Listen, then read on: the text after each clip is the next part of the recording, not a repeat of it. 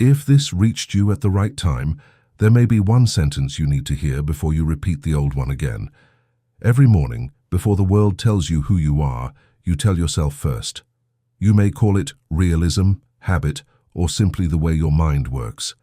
But your body hears it, your subconscious rehearses it, and your choices begin organizing around it. Repeat the same words long enough, and they stop feeling like thoughts. They start feeling like who you are. That is why you must be careful what you keep telling yourself. Repeated words can become repeated lives. And before this audiobook ends, you will discover which sentence your life has been listening to, and whether it still deserves to speak for you. This is the hidden law most people use without knowing they are using it. The human being does not merely speak about the world. The human being speaks a world into psychological and spiritual form before the outer world is fully encountered. Language names, and what is named receives structure. Language interprets, and what is interpreted receives meaning. Language repeats, and what is repeated becomes familiar. What becomes familiar is accepted. What is accepted enters identity. What enters identity begins directing perception, emotion, choice, and action. The visible world is often the final page of a sentence that began within. This does not mean that every event has been consciously ordered by a phrase, or that suffering should be blamed upon the one who suffers. It means something more demanding and more hopeful. It means that whatever arrives will be met through an inner language, and that inner language will help decide what the event becomes inside your life. A setback can become proof of permanent failure, or it can become instruction. A diagnosis can become the total name of a person, or it can become one condition being responsibly met. A financial difficulty can become a sentence of worthlessness, or it can become a call toward order, learning, service, and new direction. A relationship ending can become a lifelong declaration that love is unsafe, or it can become the place where discernment, dignity, and deeper truth begin. The event matters. The word given to the event also matters. And very often, the word remains long after the event has passed. Ancient traditions treated the word with reverence because they understood that speech was never merely decoration. The word named the child. The word made the promise. The word declared peace or war. The word blessed the harvest. The word established covenant, law, identity, and belonging. A name could raise a person into responsibility or bind a person to shame. A sentence could open a future or close it before action began. The ancient idea of the Logos carried this reverence to its highest form. The word was not treated as a label placed upon a finished universe. It was understood as an ordering principle, the movement by which what is hidden receives form, distinction, and direction. Chaos is not merely fought, it is named into order. The formless is not merely observed, it is called into relationship. This ancient image remains psychologically exact. An unnamed fear moves through the body like fog. When it is named accurately, it becomes something that can be met. An unnamed desire pulls from beneath behavior. When it is named honestly, it can be examined, purified, and directed. An unnamed wound governs through atmosphere. When language reaches it without condemnation, consciousness can finally stand in relation to it. Naming creates a boundary. This is grief, this is anger, this is inherited fear, this is a need for rest. This is a boundary that has been crossed. This is not the whole of me. The sacred use of language begins with accurate distinction. Before creation, there is often confusion. The word separates one thing from another so that wisdom can respond. But the same faculty that names accurately can also imprison. If grief is named identity, if fear is named destiny, if a wound is named self, the word no longer brings order. It becomes a wall. This is why names were treated with seriousness. To name was to enter relationship with the thing named. To rename was to announce a new relation, responsibility, or destiny. The modern person still performs this ritual, but often without awareness. Every time you say, "This is who I am," you are fastening a name to consciousness. Every time you say, "This always happens to me," you are giving recurrence the dignity of law. Every time you say, "I cannot," before examination you are closing a gate through speech. The hidden teaching is not that language alone replaces effort, circumstance, skill, or grace. It is that nothing human is met outside meaning, and meaning is continually carried through words. The word is the architecture through which experience becomes inhabitable. Modern people often laugh at this reverence while speaking carelessly over themselves all day. I am always tired. Money never stays with me. People always leave. Nothing works in this family. My body is falling apart. It is too late. I am not the kind of person who succeeds. I cannot trust anyone. This is just who I am.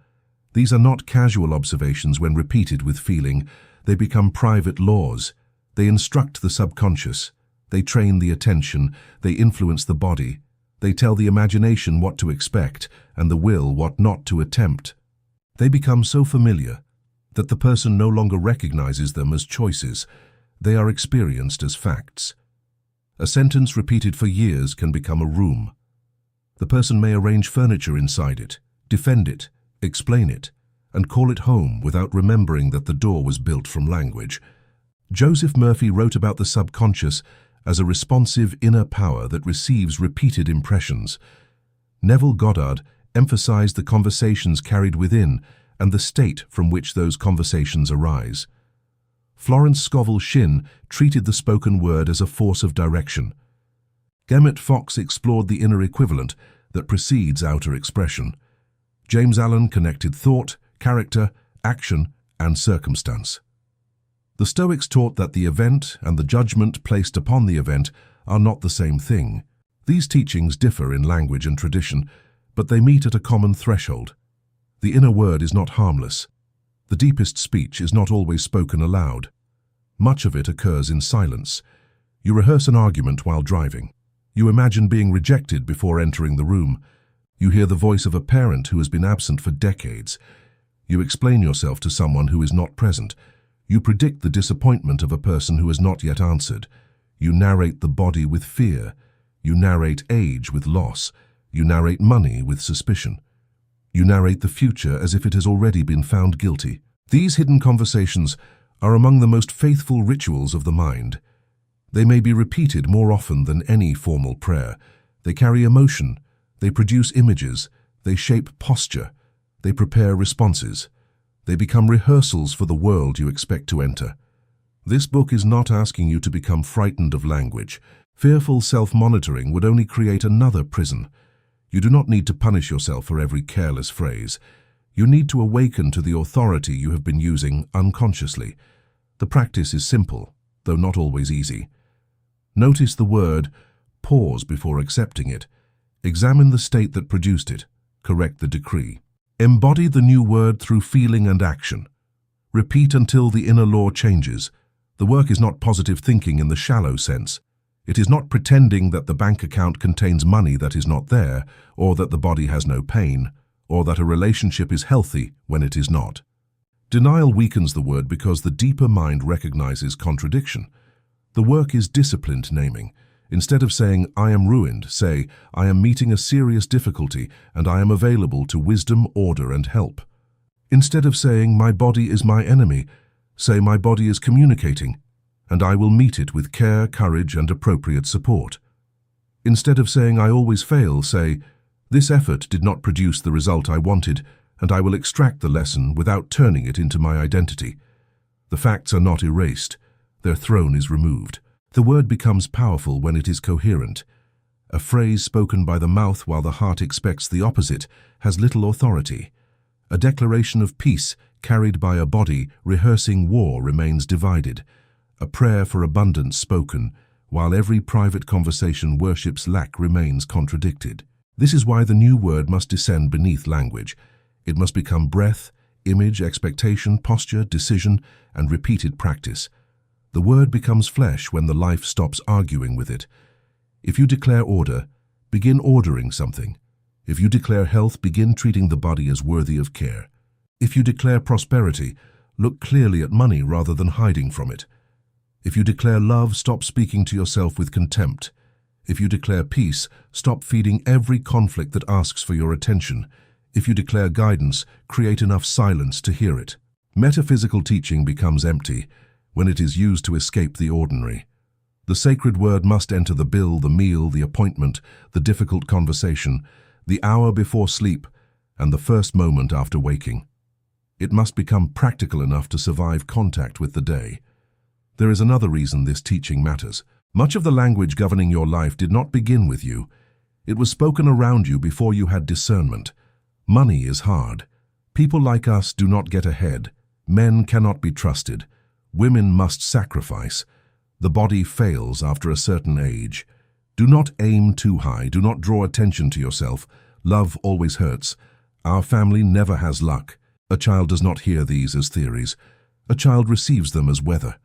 Later, the adult repeats the same climate and calls it personality. A family phrase can cross generations because no one pauses long enough to ask whether it is divine law or inherited fear. A lineage changes when one person refuses to lend a mouth to the old defeat. That refusal need not be violent. You do not have to despise those who taught you fear. They may have been repeating what was given to them. Compassion can understand the origin, while authority ends the continuation. The new word is not revenge against the past. It is stewardship of the future. As you move through these chapters, you will examine the voice before the event, the identity hidden after the words I am, the private conversations no one hears, the way the subconscious receives meaning, the curse that often disguises itself as honesty, the language spoken over money, body, and time, the difference between prayer and begging, the sacred power of silence, the sentences inherited through family, and the final requirement that every true word become action. Do not hurry through the teaching. A word that has governed for years is not always replaced by one moment of inspiration. But every law begins somewhere. Every new identity begins with a different name. Every future receives its first form in the invisible. Take a slow breath. Listen inwardly. What sentence has been waiting for you each morning? What phrase appears when money becomes uncertain? What do you call yourself after a mistake? What do you say about the body when fear enters? What word follows your name in the private room of the mind? You do not need to answer with shame. Shame is another sentence. Answer with honesty. Then remember this: the voice that learned the old decree can learn a new one. The mouth that repeated fear can become an instrument of blessing. The imagination that rehearsed loss can begin rehearsing wisdom, provision, health, reconciliation, courage, and peace. The subconscious that faithfully accepted the old meaning can faithfully receive another. Your life has been listening longer than you know. Before we enter the first chapter, take one quiet moment to recognize the seriousness of this work. Some teachings are not meant to be consumed and forgotten. They are meant to be practiced until the inner voice changes its native language. If this message is meeting a part of you that is ready to speak differently, subscribe and remain connected to this journey. Return when the old sentences grow loud, and let these teachings remind you that the word within you is still capable of becoming new. The first decree has already been spoken many times. Now we will discover where it begins. Chapter 1. The voice before the event. The event has not happened yet, but the mind has already entered the courtroom. It has selected evidence. It has imagined the witness. It has predicted the verdict. It has prepared the punishment. Then, when the outer moment finally arrives, the person calls the experience inevitable. This is how the voice before the event works. A meeting is scheduled for the afternoon. By morning, the inner voice has already declared that the conversation will be difficult. The body responds as if conflict is present. The face becomes guarded. The tone becomes defensive. The mind notices every sign of disagreement and overlooks every opening toward cooperation. The person enters the meeting prepared for opposition and then leaves with evidence that opposition was waiting. A medical examination is approaching. The mind begins speaking days in advance. Something is wrong. The result will be bad. I will not be able to handle it. The body lives through many imagined diagnoses before a single fact is known. When the appointment arrives, the person is no longer meeting information. The person is meeting an entire world constructed by anticipation. A payment is due. The voice says there will not be enough. It repeats the sentence while checking the account, while eating, while trying to sleep, while speaking to family. The practical problem may be real, but the inner speech enlarges it until the whole identity becomes organized around shortage. Creativity narrows. Shame grows. Help becomes harder to notice. The problem is no longer one bill. The problem has become a name. I am unsafe. The voice before the event is powerful because it does not wait for reality. It prepares the state through which reality will be encountered. The Stoics understood the distinction between what occurs and what the mind says about what occurs. Epictetus taught that disturbance does not arise from events alone, but from the judgments attached to them. This is not a denial of pain. Some events are difficult, dangerous, unjust, and costly, but the event enters human experience through interpretation, and interpretation is often verbal. A delay becomes disrespect. A silence becomes rejection. A mistake becomes proof of incompetence. A symptom becomes a sentence. A closed door becomes divine abandonment. A difficult season becomes the future. The word is the bridge between event and meaning. Once the bridge is crossed repeatedly, the meaning begins to feel inseparable from the event. Consider how quickly the mind uses absolute language. Always, never, everyone, no one, nothing, everything. One person disappoints you, and the mind says people cannot be trusted. One opportunity closes, and the mind says nothing works for me. One careless comment is heard, and the mind says no one respects me. A single event is expanded into a law because the mind wants certainty, even when the certainty is painful. Painful certainty can feel safer than open possibility. If the mind declares that rejection is guaranteed, it can prepare. If it declares that money will always be difficult, it can avoid the vulnerability of hope. If it declares that the body will only decline, it can interpret every change through one familiar story. The voice before the event often believes it is protecting you from surprise, but protection becomes prophecy when it shapes the state from which you act. This is where the law becomes practical. Inner speech affects outer behavior long before outer results appear. When you expect to be dismissed, you may speak less clearly. When you expect betrayal, you may test the relationship until trust weakens. When you expect failure, you may delay beginning, avoid feedback, or abandon the effort before skill develops. When you expect conflict, you may hear aggression where there is only difference. When you expect scarcity, you may either cling fearfully or spend impulsively to escape the feeling of lack. The word does not need supernatural force to become visible. It enters the muscles, the timing, the tone, the decision, the habit, and the willingness to remain present. It becomes flesh through ordinary channels. Yet the metaphysical dimension goes deeper. Repeated inner language creates an atmosphere of expectation. That expectation becomes the field through which possibilities are recognized or rejected. A person who has declared that no help is coming may overlook help because it does not arrive in the expected form. A person who has declared that love is dangerous may feel drawn only to relationships that preserve distance. A person who has declared that prosperity is morally suspect may sabotage opportunities that would require greater receiving. The life may offer a doorway, but the inner word decides whether the doorway looks like invitation or threat. The voice before the event also influences what the mind calls coincidence. Once a sentence has been accepted, perception begins gathering material that agrees with it. If the word is, "people ignore me," the mind records every delayed reply and forgets the warm greeting. If the word is, "I am supported," the mind becomes more capable of noticing the person who offered information, the unexpected opening, the small correction, or the timing that protected a mistake. The world contains more information than consciousness can hold. Inner speech gives the mind an assignment. It says, "Find proof of this." This is one reason prophecy often appears self-confirming. The person is not inventing every event, but the accepted sentence decides which events become central evidence. The word edits reality into a coherent story. A mature practice therefore asks not only, "Is this thought positive or negative?" It asks, "What evidence is this sentence training me to collect?" The sentence "I am unsafe" trains the mind to collect danger. The sentence "I must be perfect" trains the mind to collect flaws. The sentence "No one helps me" trains the mind to dismiss imperfect help. The sentence "I am guided" trains the mind to study timing, instruction, intuition, and opportunity. The sentence "I can learn" trains the mind to convert correction into material. Language becomes a lens before it becomes a result. Change the assignment, and the field of evidence begins to change. The voice before the event is often inherited from an earlier voice.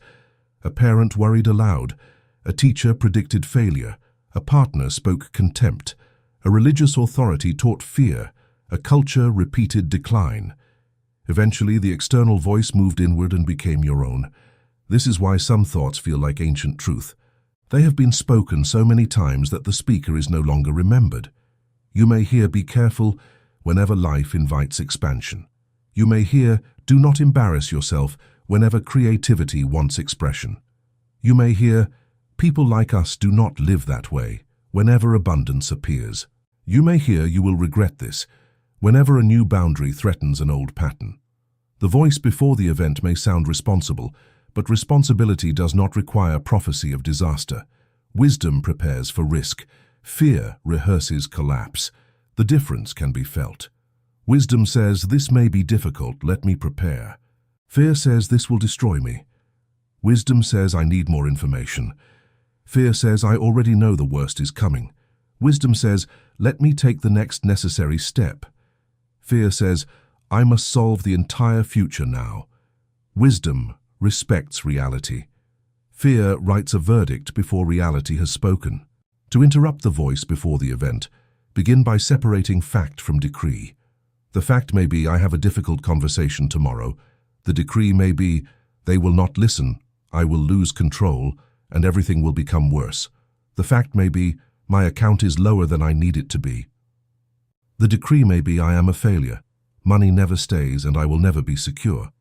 The fact may be, "I am waiting for medical information." The decree may be, "My body has betrayed me and my future is closing." Facts call for response. Decrees create identity. Write the fact in one sentence, then write everything the mind has added. This simple separation exposes the hidden legislation. Once seen, the old decree can be corrected. Correction does not mean replacing every concern with fantasy. It means refusing to make fear the official interpreter. The conversation tomorrow may be difficult, and I will enter it with clarity, dignity, and self-command. The account requires attention, and I am available to order, assistance, learning, and new provision. The medical result is not yet known. I will seek appropriate care, receive facts, and refuse to suffer an imagined future before it arrives. These sentences are not weak compromises. They are words that preserve authority without denying conditions. The voice before the event also reveals where faith truly resides. Faith is not proved by saying that everything will happen exactly as desired. Faith is revealed by the state you choose before proof appears. Can you speak peace before the meeting? Can you speak guidance before the decision? Can you speak provision while organizing what is available? Can you speak strength before the body feels strong? Can you speak dignity before another person offers approval? The word before the event is where many futures separate. Imagine two people receiving the same rejection. The first says, "This proves I am not wanted." The sentence enters the body, the shoulders drop, the person withdraws, stops applying, and begins interpreting previous setbacks as evidence of permanent exclusion. The second says, "This door is closed. I will learn what I can, revise what is mine to revise, and continue toward the place that can receive what I carry." The disappointment is real. The person may grieve, but the event does not receive permission to become identity. The same outer answer enters two different inner worlds. This is not merely optimism. It is metaphysical authority expressed through interpretation. The word decides whether an event becomes a wall, a mirror, a lesson, a warning, a delay, a redirection, or a burial place. You cannot always choose what arrives. You can choose what is allowed to name you. There is another form of the voice before the event, the inner rehearsal of success. Many people understand rehearsal only in performance. An athlete imagines movement.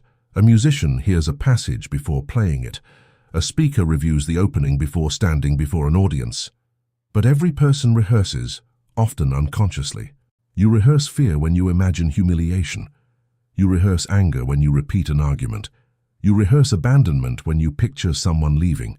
You rehearse weakness when you imagine yourself collapsing under pressure.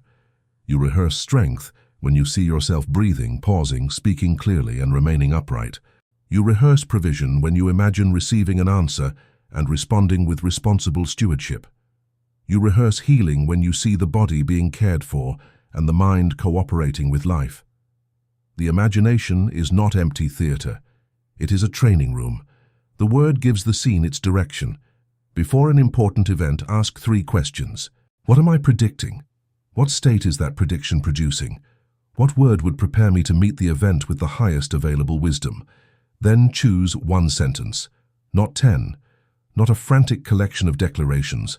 1 clean sentence that the body can receive. I enter this conversation in peace. I am guided toward the next right action. I meet facts without surrendering my identity. I am prepared to recognize help. I speak with dignity and listen without fear. Repeat the sentence slowly. Let the breath agree with it. Let the shoulders agree. Let the pace of the body agree. The word gains authority when the whole instrument stops contradicting it. Do not demand that fear disappear immediately. Fear may still speak. The old voice has years of practice. Authority does not require silence from every competing thought. Authority requires that the final command come from the state you have chosen. A courtroom may contain many voices. Only 1 sentence becomes the ruling. Let this be the first discipline. Do not allow the earliest fearful interpretation to become the final decree. Pause. Separate fact from prophecy. Choose the word that preserves truth, responsibility, and possibility. Then walk into the event as one who has already decided what it will not be allowed to name. The voice before the event prepares the experience, but beneath every prediction lies a deeper structure. It is the identity from which the voice speaks, and identity opens through 2 of the most powerful words in human language. I am. Chapter 2. I am the gate of identity. There is a difference between carrying a condition and becoming its name. The difference often begins with 2 words. I am. These words open the gate of identity. What follows them is not heard by the inner world as a passing description. It is heard as a declaration of being. I am tired. I am broken. I am unlucky. I am poor. I am difficult to love. I am too old. I am the one people leave. I am not good with money. I am sick. I am a failure. A temporary state is placed beside the deepest name of the self, and repetition begins to fuse them together. This is one reason language has such power. Human beings do not merely have experiences. They build identities from the words used to organize those experiences. A person may feel afraid, but after saying I am anxious often enough, anxiety becomes more than an emotion. It becomes a role. The person starts protecting it, expecting it, explaining through it, and selecting evidence that confirms it. A person may experience financial difficulty, but after years of saying I am bad with money, the identity begins to decide what is possible. The person avoids looking at numbers because the identity already knows the verdict. Opportunities for learning feel like accusations. Small mistakes become proof. Temporary progress is dismissed because it contradicts the established name. Identity seeks continuity. The subconscious tends to preserve the person it has been told exists. If the inner name is weak, rejected, abandoned, unlucky, or always struggling, choices will often organize themselves to keep that name familiar. The process may appear mysterious from the outside, but within it follows a law. The self tries to remain consistent with its accepted definition. This is why a new result can feel uncomfortable. Someone who identifies as the one who is always overlooked may receive recognition and immediately minimize it. Someone who identifies as poor may receive more money and quickly return to the familiar state through fear, guilt, careless spending, or refusal to learn stewardship. Someone who identifies as unlovable may meet genuine care and mistrust it, test it, or choose a person who confirms the old wound. The blessing arrives, but the identity cannot hold it. The problem is not that the blessing was false. The container was named by another law. The phrase I am carries metaphysical weight because it joins condition to consciousness. It says not only that something is happening, but that this is what I am. The word becomes a garment. Worn long enough, the garment begins to feel like skin. Many garments were placed upon you before you could choose them. You are the responsible one. You are the quiet one. You are the difficult one. You are the weak one. You are the smart one. You are the one who must not need help. You are the one who keeps the peace. You are the one who never finishes anything. A family may assign identities because it needs stability. Each person receives a role, and the system becomes uncomfortable when someone stops performing it. The strong one is not allowed to rest. The successful one is not allowed to fail. The cheerful one is not allowed to grieve. The troubled one is not allowed to become well because the family has organized itself around that story. The old name creates belonging. This is why changing identity can produce guilt. You are not merely changing a habit. You may be withdrawing from an ancient agreement about who you are allowed to be. The gate of I am therefore requires both courage and compassion. Courage because the old name will defend itself. Compassion because the old name may have protected you. I am invisible may have protected a child from criticism. I am independent may have protected a heart from disappointment. I am always prepared may have protected a nervous system trained by chaos. I am the helper may have secured love in a family where usefulness was rewarded more than presence. I am not ambitious may have protected belonging among people who feared success. The identity may be limiting now, but it often began as intelligence under pressure. Do not insult the self that survived. Thank it for carrying you through the season in which it was needed. Then tell it that survival is no longer the only law. A new identity must be truthful enough to enter and large enough to transform. This is where many affirmations fail. A person who has spent decades feeling unwanted stands before a mirror and repeats, "I am adored by everyone." The body rejects the sentence. The subconscious hears conflict. The phrase becomes performance rather than command. The solution is not to return to defeat. It is to build a bridge. I am learning to receive love without fear. I am becoming available to relationships built on truth and reciprocity. I am worthy of respectful care, and I am learning to recognize it. I am no longer required to chase what cannot meet me honestly. A bridge sentence honors present reality while establishing direction. Joseph Murphy often emphasized that the subconscious responds when an idea is accepted rather than merely recited. Acceptance is the key. A word must find a place in the inner life where it can be received. If the statement is too distant, the mind spends the entire practice arguing with it. If it is too weak, it does not move identity. The bridge joins truth to becoming. Consider the difference between these statements. I am poor, I am facing financial pressure. I am learning order, value, and responsible receiving. The first is identity. The second is condition. The third is direction. Or consider the body. I am sick. My body is experiencing a condition that requires care. I am meeting my body with wisdom, support, and the expectation of restoration wherever restoration is possible. The first sentence places illness beside being. The second creates distinction. The third restores participation. This does not mean a medical diagnosis should be ignored. A diagnosis can be useful information, it can guide treatment, help people communicate and open access to care. But information should not become the total name of the person. You are never only the condition being treated. The word I am should be guarded because the body listens. When identity says I am old, the body may interpret every sensation through decline. When identity says I am fragile, movement becomes frightening. When identity says I am always exhausted, the mind stops noticing moments of energy because they do not fit the accepted story. Guarding identity does not require pretending to be young, denying limitations, or refusing help. It means refusing to reduce the sacred complexity of being to one condition. You can say, I am a person moving through age with wisdom. I am a person learning the rhythm my body now requires. I am more than the symptom. I am still capable of meaning, relationship, contribution, and renewal. A new name changes what becomes visible. The identity I am guided notices guidance. The identity I am capable of learning notices instruction rather than humiliation. The identity I am a faithful steward notices where order is needed. The identity I am worthy of respect notices where boundaries have been crossed. The identity I am becoming whole notices fragments that can be integrated.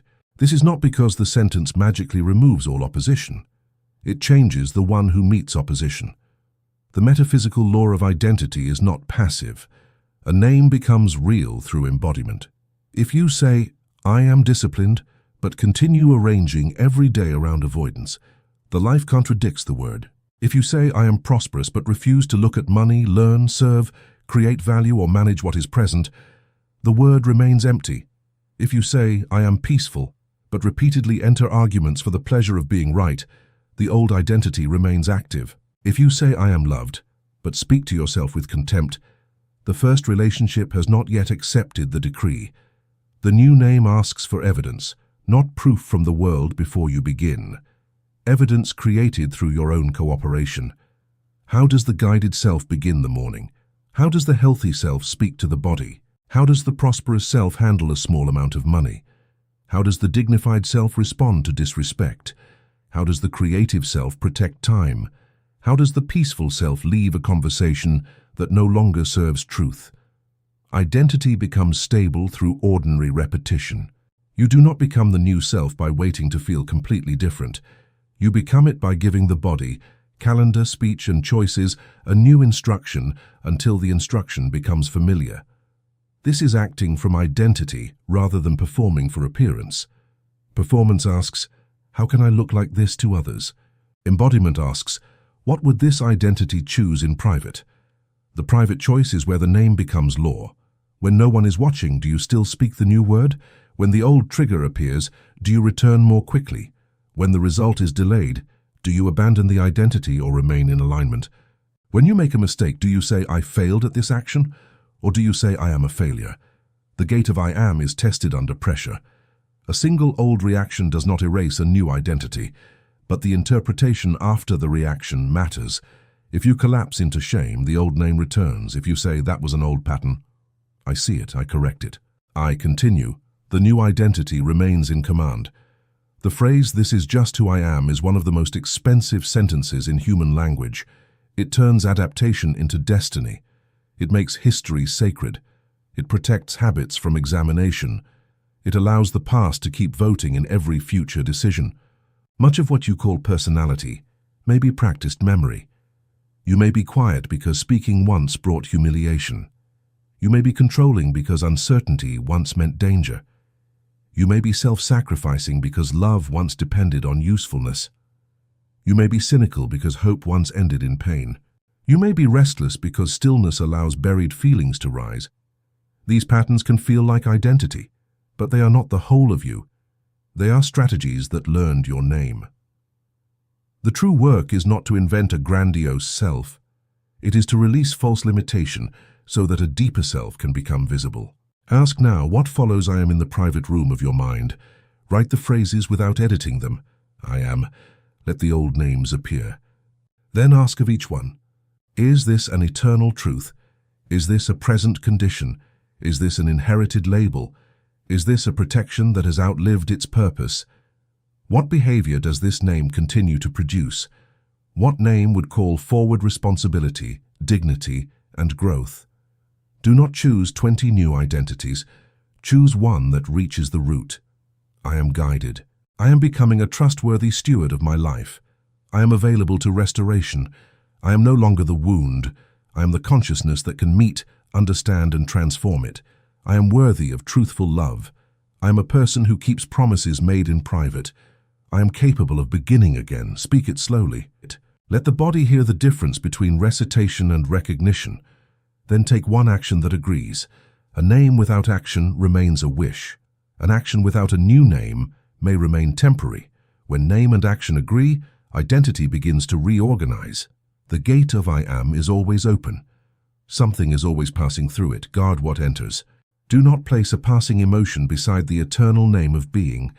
Do not let a difficult season become the title of your life. Do not allow another person's judgment to become your private introduction. You are not required to repeat every name you were given. The self can be renamed. But even after a new name is chosen, another voice may continue arguing in secret. It speaks where no one hears, where no one can correct it, and where it may be repeated more faithfully than any public declaration. It is the conversation within. Chapter 3. The conversation no one hears. There is a room within the mind where conversations continue after the people have left. In that room, you explain yourself perfectly. You win arguments that never happened. You defend motives no one has questioned. You hear criticism in voices that are absent. You imagine rejection before it is offered. You rehearse what you will say when the old wound returns wearing a new face. No one outside can hear these conversations, yet they shape the atmosphere in which you meet everyone.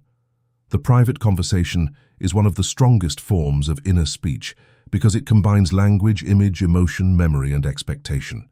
It does not merely state a belief, it dramatizes it.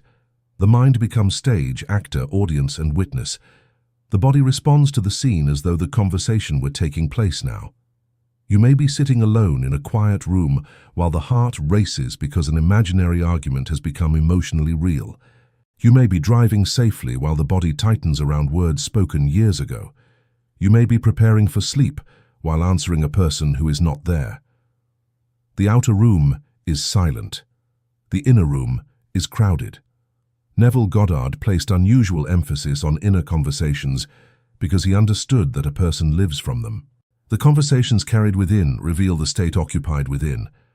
Someone who repeatedly imagines being dismissed is not merely thinking about rejection. The person is practicing the state of the rejected one. Someone who repeatedly hears praise, gratitude, and completion may be practicing another state. The words matter, but the identity from which the conversation occurs matters even more. This is why changing external speech while preserving internal dialogue produces little transformation. You can tell someone, "I forgive you," while continuing to prosecute them every night in imagination. You can say, "I trust the process," while privately predicting collapse. You can say, "I am ready for love," while rehearsing betrayal with every new person. You can say, "I am confident," while hearing an inner audience laugh at every attempt. The private conversation is often the truer prayer because it carries the emotion actually believed. Many people are exhausted not by events, but by invisible rehearsals. They live the difficult conversation before it happens, during it, and long after it ends. A single exchange may occupy months because the mind keeps reopening the room. This repeated rehearsal has consequences. First, it strengthens the emotional pathway. Each return makes the scene easier to enter. The body learns the route. The same phrase produces the same tightening. The same image produces the same anger. What was once a response becomes a ritual. Second, it prepares future behavior. If you repeatedly imagine someone as hostile, you enter their presence defended. Your tone changes. Your face changes. Your interpretation narrows. Even if the person arrives neutrally, the private conversation has already assigned a role. Third, it keeps relationships active after they have ended. A person may be physically gone, but psychologically present every day. Resentment becomes continued contact. The mind says it wants release, while offering the absent person a private audience each night. Fourth, it trains the subconscious to accept the scene as normal. The deeper mind does not always distinguish between a vividly repeated inner event and an outer event. It receives the emotional pattern. It learns that conflict, rejection, humiliation, or defense is the expected atmosphere. The conversation no one hears is therefore not harmless fantasy. It is rehearsal. But rehearsal can be changed. The first step is to notice whether the inner dialogue is solving, processing, or merely repeating. A useful inner conversation may prepare a necessary boundary, organize truth, or clarify what must be said. It moves toward action or release. A compulsive inner conversation goes in circles. It produces no new information. It only renews emotional charge. It is not preparing you. It is feeding the wound. Ask, after this conversation, am I clearer or only more activated? If the answer is more activated, the mind is not working on the problem. The problem is working on the mind. There are several common forms of hidden dialogue. The first is the courtroom conversation. You present evidence that you were right. You imagine the other person finally understanding. You wait for an apology in a room where only you are present. The mind believes vindication will bring peace, but the imaginary trial has no ending because the absent person never truly responds. The second is the rejection rehearsal. Before making a request, applying, speaking, or offering something, you hear no. You imagine indifference, you picture embarrassment. The mind calls this preparation, but it is often permission to avoid. The third is the rescue conversation. You imagine explaining, helping, fixing, or saving someone. You carry their decisions in your head. You speak for them, answer for them, and plan their life. The conversation creates a feeling of usefulness while quietly stealing your attention from your own responsibilities. The fourth is the approval conversation. You imagine how people will react to a decision. You rewrite your explanation again and again. You prepare defenses for a life they will not have to live. The inner audience becomes more powerful than your own discernment. The fifth is the catastrophe conversation. You hear the doctor, employer, partner, bank, or family member announcing the worst. You answer, plead, collapse, and suffer in advance. The mind calls it caution. The body experiences it as repeated disaster. Each form has a different surface, but the same hidden law. Attention and language are being offered to a scene that is becoming emotionally authoritative. To change the conversation, do not begin by arguing with every sentence. Begin by leaving the state from which the conversation is being spoken. If the state is humiliation, the dialogue will keep seeking defense. If the state is abandonment, the dialogue will keep seeking reassurance. If the state is powerlessness, the dialogue will keep seeking control. If the state is guilt, the dialogue will keep seeking punishment. The words are branches. The state is root. Take a breath and name the state honestly. I am in the state of being rejected. I am in the state of needing them to understand. I am in the state of expecting betrayal. I am in the state of believing I am responsible for everyone. Notice the language. You are in a state. You are not the state. Then choose the state from which the new conversation will occur. Dignity, peace, completion, trust, self-respect, compassion without entanglement. From that state, the words change naturally. Instead of imagining the person finally admitting guilt, imagine yourself no longer needing the confession in order to be free.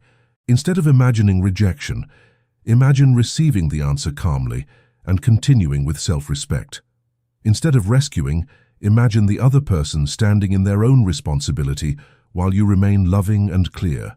Instead of defending your decision to an inner audience, imagine yourself speaking one truthful sentence and allowing misunderstanding to exist. Instead of rehearsing catastrophe, imagine receiving facts, breathing, asking the next question, and being guided toward the next action. This is not an attempt to control another person's behavior through imagination. It is a reorganization of your own state. The purpose is not to turn people into puppets. The purpose is to stop allowing imaginary people to govern your nervous system. Revision is another powerful practice. Neville Goddard taught the revision of an unwanted scene by replaying it inwardly in a new form.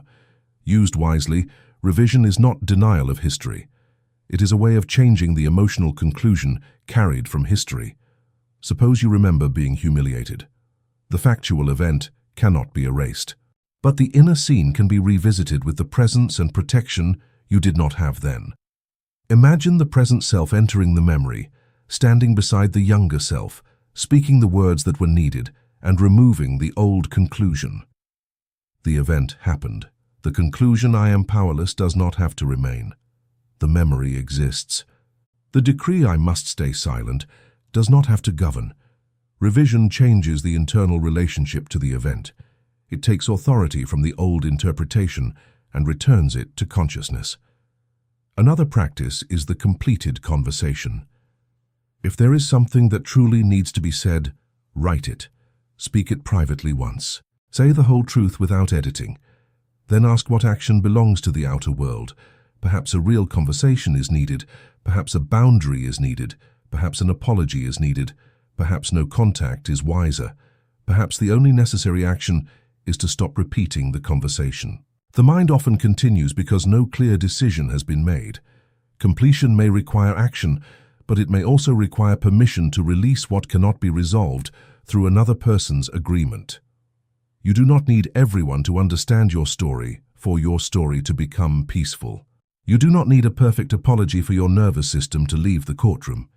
You do not need the past to speak differently before you can stop answering it. The conversation no one hears also includes how you speak to yourself in ordinary moments. You drop something and say, I am so stupid. You forget an appointment and say, I can never get anything right. You see your reflection and speak with contempt. You rest and call yourself lazy. You need help and call yourself weak. These small remarks are private relationship. Over time, they create the emotional home in which you live. Would you speak to a person you loved the way you speak to yourself after a mistake?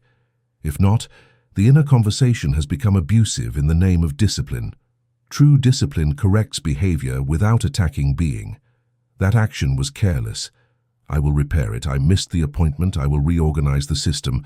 My body is asking for care. I will listen. I am tired. Rest is part of stewardship. I need help. Receiving support is not failure. The tone matters. The subconscious hears tone as clearly as vocabulary. A gentle sentence is not necessarily weak. A harsh sentence is not necessarily truthful.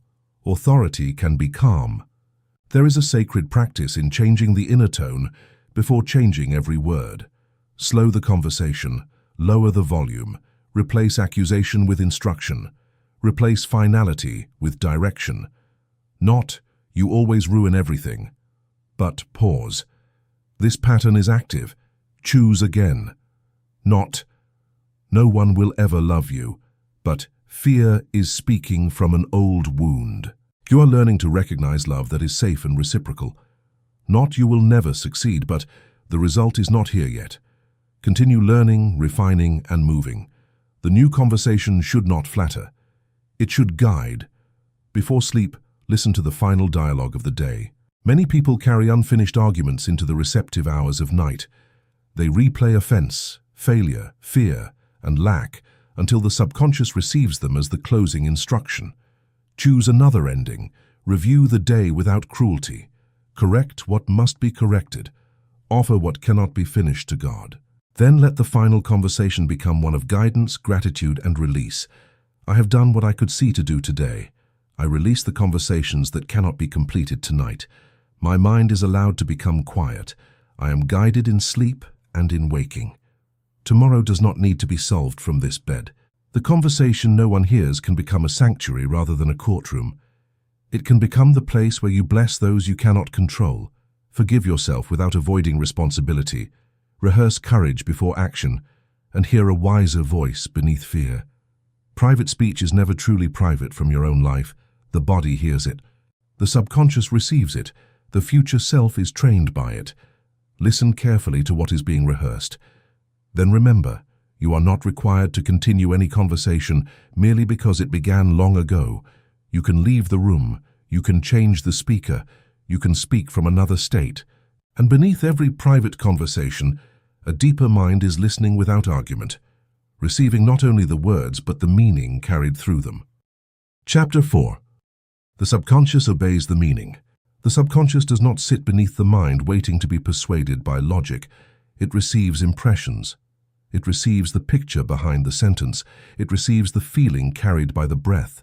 It receives the expectation hidden beneath the prayer. It receives what is repeated when no one is listening. It receives the meaning. This is why a person can repeat a beautiful affirmation and remain inwardly unchanged. The mouth says, I am safe. The body says, danger is near. The mouth says, I am prosperous. The imagination says, loss is coming. The mouth says, I am loved. The private conversation says they will leave as soon as they know me. The mouth says, I trust God. The nervous system says, I must control every detail or everything will collapse. The subconscious receives the stronger agreement. It is not deceived by vocabulary, it is instructed by coherence. Joseph Murphy described the subconscious as a faithful inner power that accepts the ideas impressed upon it and works to express them. The important word is impressed. A passing thought may touch the surface. An impression enters with repetition, emotion, imagination, and acceptance. Consider wax receiving a seal. The symbol does not become part of the wax because it was mentioned. It becomes part of the wax because pressure gave it form. Emotion is pressure. Repetition is pressure. Expectation is pressure. Identity is pressure. This is why fear can create such deep impressions. Fear combines vivid images, bodily sensation, urgent language, and repeated attention. A feared future may be rehearsed with more emotional force than a desired future. The person hopes for one result while impressing the opposite. The subconscious is not punishing the person, it is obeying the dominant meaning. This law should produce responsibility, not blame. Many impressions were formed during childhood: shock, grief, illness, betrayal, financial instability, or repeated criticism. They entered when the conscious mind had little power to examine them. A child who hears conflict around money may not form a theory. The child forms a feeling. Money means danger. An adult may later desire wealth, while the deeper mind associates receiving with tension, guilt, argument, or loss. A person who was abandoned may consciously desire love, while the subconscious associates closeness with pain. A person punished for standing out may desire success, while the deeper mind associates visibility with danger. A person praised only for usefulness may desire rest, while the subconscious associates rest with worthlessness. The conflict is not hypocrisy. It is competing instruction. The conscious mind says, "I want this." The subconscious asks, "What does this mean?" If love means abandonment, success means rejection, money means guilt, and rest means danger, the deeper mind may resist the very thing the person requests. Transformation, therefore, requires more than declaring a new result. It requires changing the meaning attached to the result. Do not merely say, "I receive more money." Teach the inner mind, receiving can be safe. Money can be handled with wisdom. Prosperity can support service, care, beauty, and freedom. I am capable of learning stewardship. Do not merely say, "I am loved." Teach the inner mind. Love can include respect. Closeness can coexist with boundaries. I do not have to disappear in order to belong. I can recognize people who meet me honestly. Do not merely say, "I am healthy." Teach the inner mind. The body is allowed to receive care. Rest is safe. Improvement does not require guilt. Practical treatment and spiritual trust can cooperate. The meaning must be renovated. The subconscious learns through experience as well as language. This is why small evidence matters. One respectful relationship can begin revising the meaning of closeness. One calm conversation about money can begin revising the meaning of finances. One day of rest without catastrophe can begin revising the meaning of stillness. One boundary survived can begin revising the meaning of self-respect. The new word gains power when the body receives evidence that it is safe to believe it. This is also why bridge statements are valuable. A bridge is not a compromise with defeat. It is a sentence the subconscious can cross. Instead of, "I am completely free from fear," say, "I am learning that I can feel fear without obeying it." Instead of, "Wealth comes to me effortlessly," say, "I am becoming more open to value, order, opportunity, and responsible receiving." Instead of, "My body is perfect," say, "My body is worthy of care, and every wise action supports its highest available balance." Instead of, "Everyone respects me," say, "I respect myself enough to recognize, request, and protect respectful treatment." The bridge carries the mind from old certainty toward new possibility. There are two daily gates where impression becomes especially powerful: the moments before sleep and the moments after waking. Before sleep, the conscious guard softens. The day is no longer demanding action. Images become more fluid. The body moves towards surrender. Yet, many people use this hour to impress the deepest mind with the very thing they wish to escape. They review the unpaid bill. They replay the argument. They scan the body. They imagine the feared call. They calculate the future from the darkest hour of the day. Then they carry the sentence into sleep. The final word of the day becomes a seed placed in darkness. Create another ritual. First, close what can be closed. Write down the action needed tomorrow. Send the necessary message. Set the reminder. The subconscious becomes calmer when responsibility has been given a container. Second, separate action from obsession. If nothing useful can be done tonight, continuing to rehearse the problem is not responsibility. It is worship. Third, choose one impression. Do not present the deeper mind with 10 desperate requests. Choose one state. Guidance, provision, peace, restoration, courage, reconciliation, clarity. Fourth, create a simple scene that implies the state has entered your life. It may be the long breath of relief after receiving good news. It may be seeing yourself pay something calmly. It may be feeling the body resting without fear. It may be hearing someone say, "You handled that well." It may be a quiet sense of being held by God. Keep the scene brief. The subconscious does not need spectacle. It needs a clear emotional instruction. Fifth, let the body participate. The jaw softens, the shoulders release, the breath lengthens. The body is being told that the new meaning is safe enough to enter. Then speak one sentence. I am guided while I rest.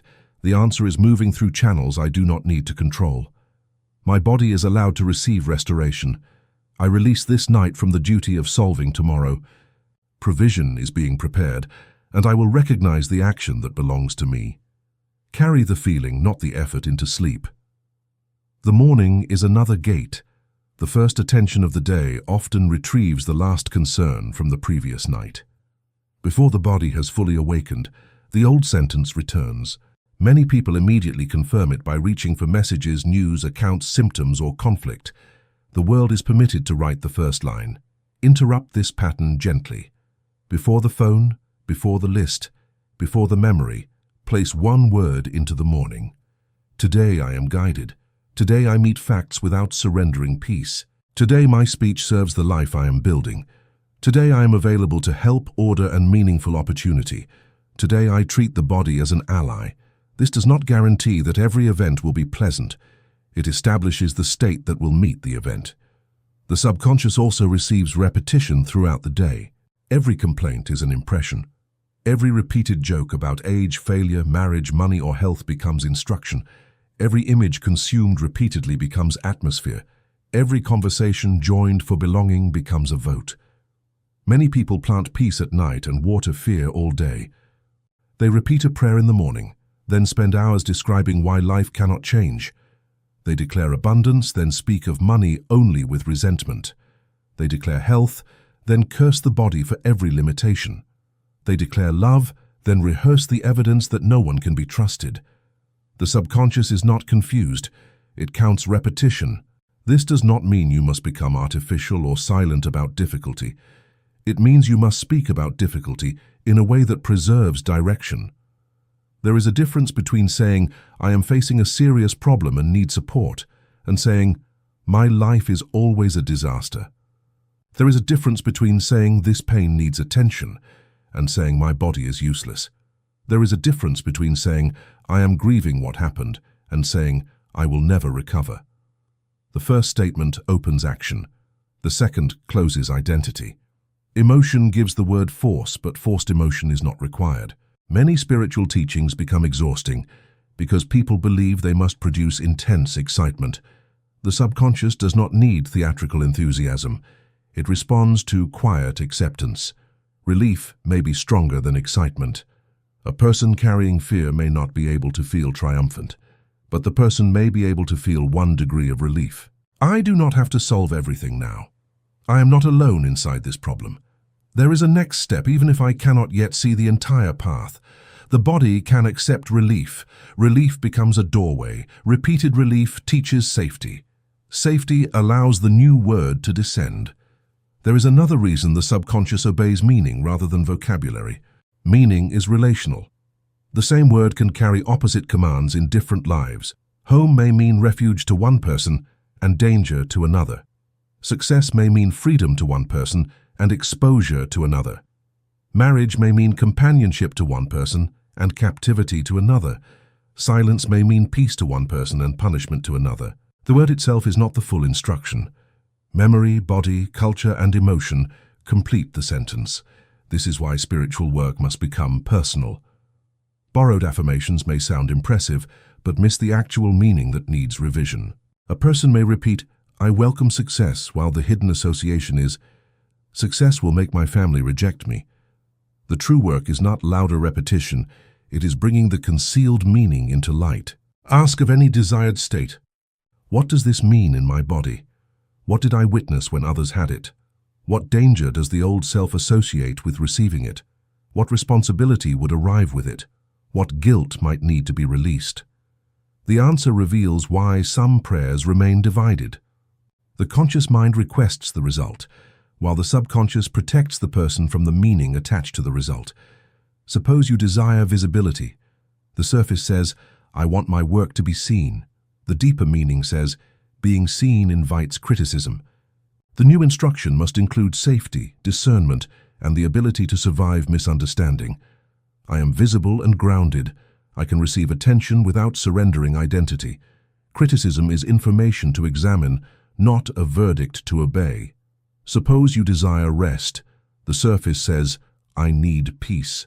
The deeper meaning says, if I stop, everything will collapse and no one will value me. The new instruction must separate worth from constant labor. I remain valuable when I am not producing. Rest restores the instrument through which responsibility is fulfilled. Suppose you desire love. The surface says, I want closeness. The deeper meaning says, closeness requires losing myself. The new instruction must include boundaries. I can be close without disappearing. Love that requires self-erasure is not the form I am available to receive. The new word becomes effective when it answers the hidden objection. It does not merely announce the desired destination. It makes the path psychologically safe enough to walk. The subconscious also responds to symbols. A cleared table can mean order. A prepared meal can mean care. A written budget can mean stewardship. A turned-off phone can mean authority. A made bed can mean the day is being received consciously. An appointment scheduled can mean the body matters. Your environment speaks. If the word says renewal while every room preserves a dead chapter, the atmosphere may contradict the decree. Change one physical object. Open one space. Remove one reminder that keeps the old identity active. Place something in the environment that agrees with the new meaning. The word becomes stronger when the world immediately around you begins to echo it. There is also a need for patience. An old impression may remain active after a new word has been chosen. Fear may rise. Dreams may reveal old material. A familiar pattern may repeat. Do not interpret the echo as proof that nothing changed. The deeper mind may be releasing what has been stored. The body may be testing whether the new state is safe. The outer world may still reflect decisions made under the old identity. Continue the new impression without violence. Do not dig up the seed each hour. Do not demand immediate evidence as the price of faith. Do not use one difficult day to restore an old law. The subconscious is faithful to repetition. Let that faithfulness become your ally. Speak the new word. Feel the meaning. Create one agreeing image. Take one agreeing action. Return when contradiction appears. The subconscious is not your enemy. It has been obeying what was impressed most deeply. Now teach it another language. But before that language can become clean, a difficult truth must be faced. Much of what people call honesty is not truth at all. It is an old curse repeated with confidence. Chapter 5. The curse disguised as honesty. There is a kind of speech that sounds responsible because it is severe. It says, I am only being honest. Then it repeats the worst interpretation available. I am broke. My body is failing. Nothing changes. People are terrible. The world is getting worse. I have wasted my life. I will never recover from this. The speaker believes that hope would be childish, that restraint would be dishonest, and that harshness is proof of maturity. But truth and defeat are not the same thing. A fact can be difficult without becoming a curse. A curse is not only an ancient ritual spoken over another person. In practical metaphysical terms, a curse is any repeated declaration that binds identity, expectation, and future to a condition of defeat. It narrows possibility. It tells the subconscious what to expect. It instructs attention where to search. It turns a moment into a law. The most dangerous curses are often socially acceptable. They appear as jokes. At my age, everything goes downhill. Money comes in one door and leaves through another. I always choose the wrong people. Nothing good lasts. Our family has no luck. I am falling apart. The room laughs. The nervous system listens. Humor can relieve pressure, but repeated self-contempt does not remain harmless because it is delivered with a smile. The subconscious does not always recognize irony. It receives emotional repetition. A person may spend years telling the body that decline is inevitable, then wonder why every sensation is interpreted as evidence. A family may speak of money as an enemy, then wonder why financial conversations produce anxiety and avoidance. A person may joke about being unlovable, then choose relationships that preserve the joke. Speech becomes destiny through familiarity.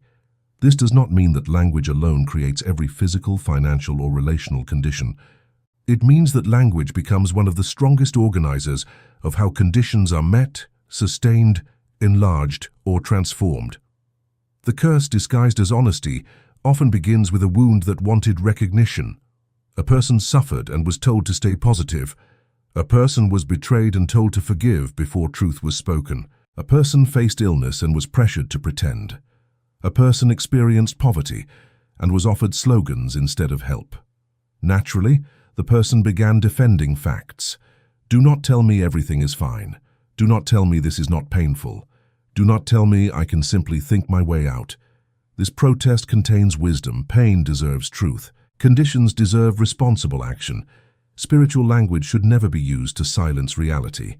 But after the truth is acknowledged, another choice remains. Will the condition be named accurately, or will it be crowned? There is a difference between saying, I am in debt, and saying, I am a financial failure. There is a difference between saying this relationship was harmful and saying love is unsafe. There is a difference between saying, my body needs medical attention, and saying, my body has betrayed me. There is a difference between saying, I am grieving, and saying, my life is over. The first sentence reports, the second sentence legislates. Clean speech is the discipline of reporting without enthroning. Florence Scovel Shinn treated the spoken word as a force of direction.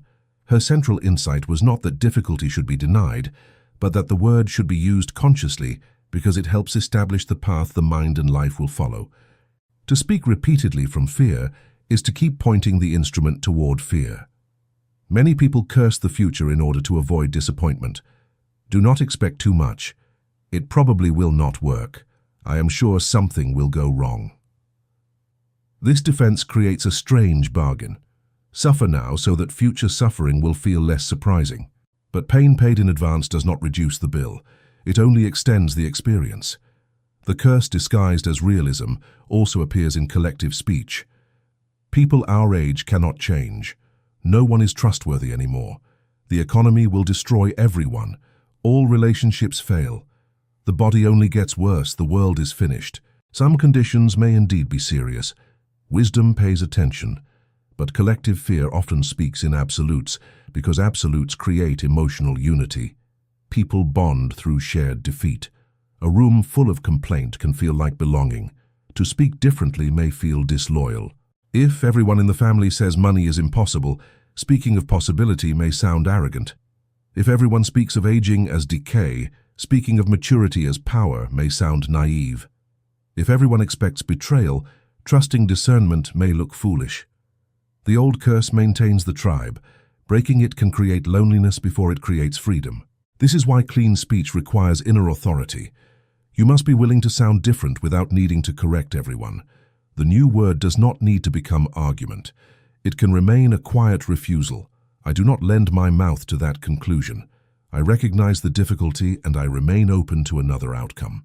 I will not call temporary pressure my identity. I will not speak over my body as if fear were prophecy. I will not make another person's behavior the law of love. This is not denial. It is jurisdiction. You are deciding what receives legal authority inside your consciousness. Complaint deserves particular examination because it often feels harmless. A complaint can identify a problem and create necessary change. But habitual complaint is different. It does not seek resolution. It seeks repetition, agreement, and emotional confirmation. The weather is wrong. The traffic is wrong. The family is wrong. The body is wrong. The world is wrong. The day becomes a list of offenses against expectation.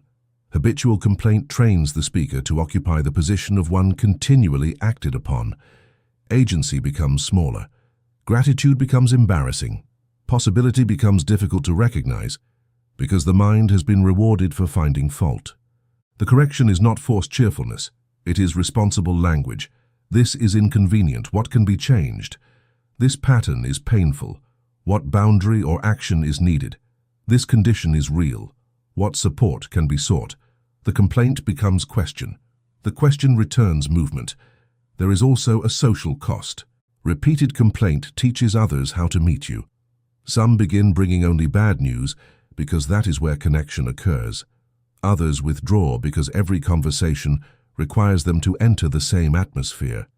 The curse becomes community. Change the community through a different offering. Tell the truth, then include what is being learned, attempted, appreciated, or released. The room does not need false positivity. It needs a language larger than the problem. The curse also appears in the way people speak to the body. Stupid body. These knees are useless. My memory is gone. I hate how I look. Everything is breaking. The body becomes the target of fear because it makes time visible. It changes, aches, slows, and asks for care. The mind interprets need as betrayal, but the body has carried every thought, every grief, every hour of work, every sleepless night, every meal, every kindness, and every season of survival. Even when it suffers, it is not an enemy. Speak with accuracy. My knees are hurting and need evaluation. My memory feels less sharp today and I will support it with care. My body is changing and I refuse to make change synonymous with worthlessness.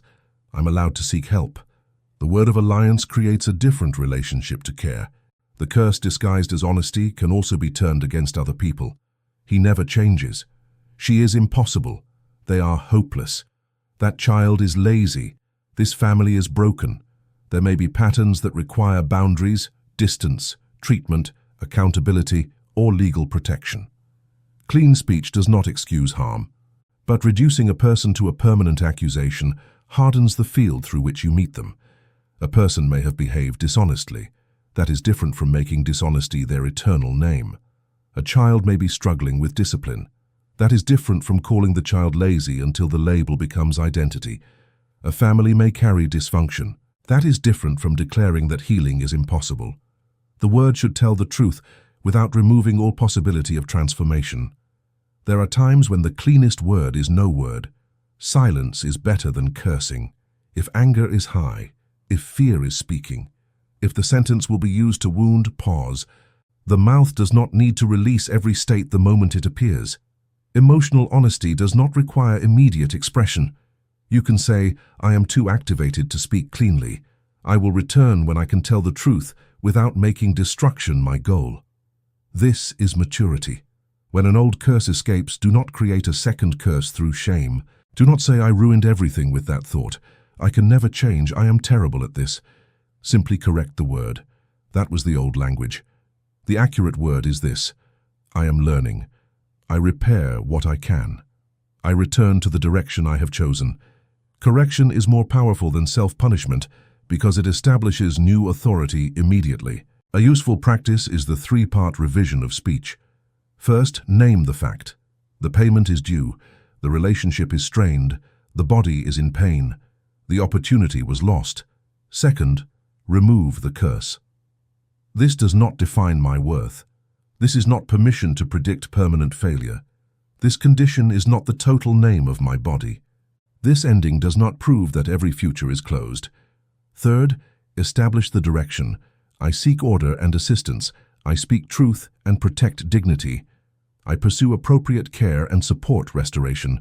I gather the lesson and remain available to another door. Fact, release, direction. This pattern keeps the word grounded and creative. The curse disguised as honesty is often strengthened by repetition to sympathetic listeners. The story is told again and again because each telling produces validation. Validation can feel healing at first. Being heard matters. But there is a point where the story no longer releases pain. It preserves identity. Ask after telling the story. Did this help me process or did it renew the wound? If the story is still necessary, tell it with purpose. Seek therapy, counsel, legal help, spiritual guidance, or a trusted listener. But do not make every conversation an altar to what happened. The past should be witnessed. It should not be worshipped. You can change the narrative without changing the facts. That season broke many illusions. I was wounded and I survived. I learned what I will no longer accept. I discovered where I abandoned myself. I carry grief, but grief is not the only thing I carry. The event remains true. Its meaning becomes larger. The same applies to failure. That attempt failed. I made errors. I avoided what needed attention, I lacked skill or timing, I lost something important. All of this may be true. But the curse says, therefore I am a failure. The clean word says, therefore I have material for wisdom. James Allen linked the inner life to character and circumstance through repeated thought. The hidden teaching here is not that one perfect sentence will erase consequence. It is that character is built from repeated inner agreements. A person who repeatedly speaks responsibility becomes more able to act responsibly. A person who repeatedly speaks helplessness becomes more practiced in surrendering agency. Your word trains the person who must meet the next moment. Speak in a way that strengthens that person. If this chapter has exposed language you once considered harmless, take a quiet moment to subscribe and remain connected to this journey. Return whenever an old sentence tries to present itself as final truth. The word can be corrected, the inner law can be revised, and the life listening within you can still receive another command. The curse loses power when it is recognized, but recognition must become specific. The great domains of human life, money, body, and time, each carry their own inherited language, and in those domains, words often become destiny more quickly than anywhere else. Chapter 6. The word over money, body, and time. There are 3 territories where the hidden word reveals itself with unusual force: money, the body, time. These territories carry fear because they confront human beings with survival, limitation, change, and uncertainty. They are practical, emotional, and symbolic at once. Money can mean safety, worth, freedom, guilt, power, or danger. The body can mean identity, mortality, pleasure, pain, dignity, or betrayal. Time can mean possibility, pressure, loss, maturity, or approaching death. Because these territories carry so much meaning, the language spoken over them becomes especially powerful. The word over money often begins before a person earns or spends anything.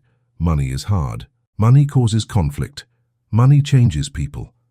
There is never enough. We cannot afford it. People with money are selfish. You have to suffer to earn. Do not get used to good things. A child hears these sentences while watching adults tense around bills, argue over purchases, hide debt, envy prosperity, or treat receiving as danger. The child does not learn only financial information. The child learns the emotional meaning of money. Later, the adult may say, I want abundance, while the deeper language says abundance will separate me from my family, expose me to judgment, create responsibility, or prove that I have become one of the people I was taught to distrust. The word and the desire are divided. Money then becomes charged with contradiction. A person may avoid looking at accounts because numbers trigger shame. A person may spend quickly because keeping money feels unfamiliar. A person may undercharge because receiving more feels morally unsafe. A person may reject opportunity because success would threaten belonging. A person may cling so tightly that money becomes a prison rather than a tool. The metaphysical teaching about money is not that repeating wealth automatically produces currency. It is that money enters a psychological and spiritual atmosphere, and that atmosphere influences how it is earned, received, held, used, multiplied, feared, or lost. The word creates the atmosphere. If money is cursed every time it leaves, spending becomes resentment. If money is worshipped as the only source of safety, every fluctuation becomes terror. If money is treated as dirty, receiving becomes guilt. If money is treated as mysterious, stewardship never develops. A clean word over money restores relationship. Money is a means of exchange. Money can support life, service, care, beauty, freedom, and responsibility. I am capable of learning how to handle what I receive. I bless the money that serves a true need. I release resentment when payment is required. I do not confuse my present account with my permanent worth. I am available to create value, recognize opportunity, and receive fairly. These words must enter behavior. Look at the numbers. Know what enters and leaves. Pay what can be paid. Ask for help when needed. Learn a skill. Set a price honestly. Stop using spending to escape emotion. Stop using deprivation to prove goodness. Create order with the amount present before demanding a larger amount. The prosperous word is not careless. It is a word of stewardship. There is sacred power in blessing money when it leaves the hand. This does not mean enjoying every expense. Some bills are difficult, some prices are unjust, some seasons require sacrifice. But bitterness at every exchange trains the inner world to associate circulation with pain. You can say, this payment is serving shelter, care, food, transportation, learning, or responsibility. I release it with gratitude for what it made possible, and I remain open to continued provision. The blessing changes your state from victim of exchange to conscious participant. The word over the body is even more intimate. The body cannot leave the room when you insult it. It hears every sentence. I hate this face. These legs are useless. My body is falling apart. I am disgusting. I cannot trust my body. Everything hurts because I am old. The body becomes the object upon which fear of time is projected. A wrinkle is not only a line, it becomes evidence of disappearance. Fatigue is not only a signal, it becomes proof of decline. Pain is not only pain, it becomes prophecy. Yet the body is the instrument through which every prayer, relationship, act of service, meal, embrace, journey, and moment of beauty has been experienced. The body has carried grief without explanation. It has held tension when speech was not safe. It has worked when rest was needed. It has survived illnesses, injuries, sleepless nights, pregnancies, labor, loss, overwork, neglect, and years of inner criticism. Even when the body is struggling, reverence is more appropriate than hatred. The word of reverence does not deny symptoms. It says, "Body, I am listening. This pain deserves attention. This change deserves evaluation. I will seek appropriate medical care. I will support you with rest, movement, nourishment, treatment, and kindness. You are not my enemy." The metaphysical word over the body should cooperate with practical wisdom. Medicine, therapy, surgery, nutrition, exercise, sleep, and professional care are not signs of weak faith. They are channels through which care may arrive. To reject help in order to prove spiritual power can become another form of fear. The word should create alliance. When the body is treated as an ally, the person listens sooner.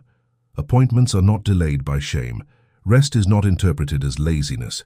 Movement is not used as punishment. Food is not used as war. Pain is not ignored until it becomes crisis. The word also affects bodily state directly. A fearful sentence changes breath. An angry rehearsal tightens muscles. Shame alters posture. Hope can lift the chest. Relief can lengthen the exhale. Gratitude can soften the face. This does not reduce all illness to thought. It recognizes that the body participates in the inner atmosphere. A phrase spoken slowly can become physical instruction. I am safe in this breath. My body is permitted to rest. I meet this symptom with wisdom, not panic. Every appropriate action supports balance. I am more than this condition. Let the body hear the sentence through pace and tone. Do not shout healing at a frightened nervous system. Speak as one calming a faithful animal after a storm. The words of authority figures can become especially powerful in these territories.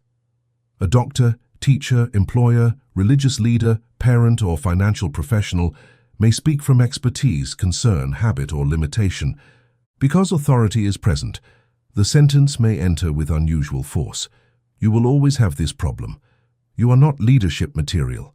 People from your background do not reach that level. At your age, do not expect much improvement. You are simply not good with numbers. Some statements may contain useful assessment. Others may reflect probability, bias, incomplete information, or the speaker's own imagination. Wisdom listens carefully without surrendering sovereignty. Receive the fact, examine the interpretation, ask what is known, what is assumed, what can be changed, and what remains uncertain. Seek second opinions when appropriate. Learn, prepare, act. But do not place another person's sentence after the words, "I am without conscious consent." Authority can inform your decisions. It should not automatically become the author of your identity. The clean response may be, "I hear the seriousness of this assessment, and I will respond responsibly. I do not accept fear as the only possible relationship to it." Or, "This information describes my present level, not the full boundary of what can be learned." Or, "I respect the probability. and I remain available to disciplined action, support, and outcomes that cannot yet be measured. This is not rebellion against expertise. It is refusal to turn expertise into metaphysical finality. The word over time is often the most final. It is too late. I missed my chance. My best years are gone. There is no time left. I wasted everything. Time becomes a judge. The past becomes evidence. The future becomes sentence. But time is not only what has been lost. Time is also what remains available to receive meaning. A person may have fewer years ahead than behind, and still enter the deepest period of truth, service, creativity, reconciliation, or spiritual maturity. Youth offers possibility without experience. Maturity can offer experience finally released from the need to impress. The word "it is too late" closes doors before reality examines them. Too late for what? Too late to become 20 again, perhaps. Too late to recover every opportunity, certainly. Too late to apologize? Too late to learn? Too late to create something smaller but true? Too late to change the atmosphere of a family? Too late to care for the body more faithfully? Too late to stop repeating the old sentence? Too late to become present? The mind often uses one irreversible loss to declare all remaining possibilities closed. A clean word over time honors mortality without worshipping regret. I cannot recover yesterday, but I can stop sacrificing today to yesterday. I have lost opportunities, and I still possess consciousness, choice, and influence now. My remaining years deserve truth. I do not need to imitate youth in order to be alive. Experience can become wisdom instead of evidence against me. This hour is still capable of becoming sacred. Seneca warned that people complain of short life while giving away enormous portions of it. The teaching is not only about scheduling, it is about language. When you call the present an inconvenience while waiting for a future life, you abandon the only time through which the future can be built. One day becomes preparation for another day. One season becomes a hallway. One decade becomes waiting. Then the person says life went quickly. The word over time must return value to the ordinary hour. This morning is not merely something to get through. This meal is not empty because it is familiar. This conversation may be the last of its kind. This body, as it is today, is the only instrument available for today's experience. This unfinished life is still life. The territories of money, body, and time often interact. Fear about money can be carried in the body. Anxiety tightens sleep, digestion, and breath. Fear about the body can produce desperate spending or refusal to plan. Fear about time can cause impulsive decisions, comparison, and exhaustion. The same sentence may govern all three. There is not enough money, not enough health, not enough time. Lack becomes the central word. The opposite is not reckless abundance. The opposite is sufficiency as a state of relationship. What is here now? What can be used wisely? What support can be sought? What action is possible? What good remains unrecognized? What must be released? What can still grow? Sufficiency says I begin with what is present, and I refuse to make absence the only reality. This state opens perception. A person in absolute lack sees only closure. A person in sufficiency can see the available skill, contact, hour, treatment, idea, object, room, breath, or opportunity that may become the next bridge. The word does not replace action, it reveals action. Speak order over money, then open the account. Speak alliance over the body, then make the appointment. Speak value over time, then protect an hour. A metaphysical declaration without practical embodiment becomes theatre.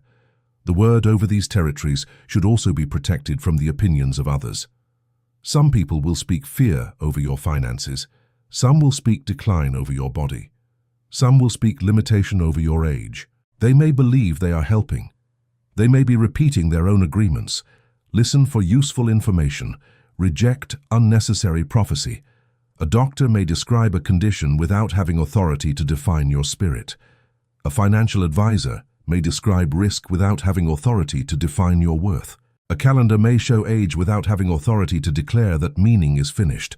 Facts are tools. They are not gods.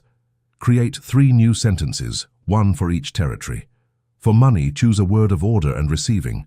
I am becoming a clear and responsible steward. I recognize value, use resources wisely, and remain open to provision. For the body, choose a word of alliance and care. My body is worthy of attention, support, and reverence. I meet its needs with wisdom rather than contempt. For time, choose a word of presence and purpose. My remaining time is not an afterthought. I give it to what is true, necessary, and alive. Repeat these words not as decoration, but as instruction. Then let the next transaction, the next symptom, and the next hour become the place where the word is tested. A word becomes law when it survives contact with the domain it names. Money will fluctuate. The body will change. Time will move. The practice is not to stop movement. It is to stop allowing movement to write the final definition of being. The word over money can become stewardship. The word over the body can become reverence. The word over time can become presence. And when these words are gathered into spiritual practice, prayer itself begins to change. It stops sounding like a frightened person shouting across a distance and becomes the speech of consciousness, entering communion. Chapter 7. Prayer without begging. There is a way of praying that keeps the answer far away. The words may be sincere, the need may be real, the person may speak with tears, repetition, and urgency. Yet beneath the prayer is a hidden declaration: God is distant, I am abandoned, the source is withholding. I must persuade heaven to notice me. The prayer asks for closeness while practicing separation. This is the difference between prayer as begging and prayer as alignment. Begging is not defined by emotion. A person may weep in true communion. A person may speak calmly while remaining inwardly desperate. The distinction is the state from which the word is spoken. Begging says, I am outside the good I seek. Alignment says, I am entering conscious relationship with the source of that good. Begging says, nothing is moving unless I force it. Alignment says, I will speak clearly, act faithfully, and remain receptive to guidance beyond what I can presently see. Begging says, give me proof before I trust. Alignment says, trust becomes the state from which I prepare to receive and respond. Prayer without begging does not deny need. It brings need into the presence of a larger truth. There may be a bill that cannot yet be paid.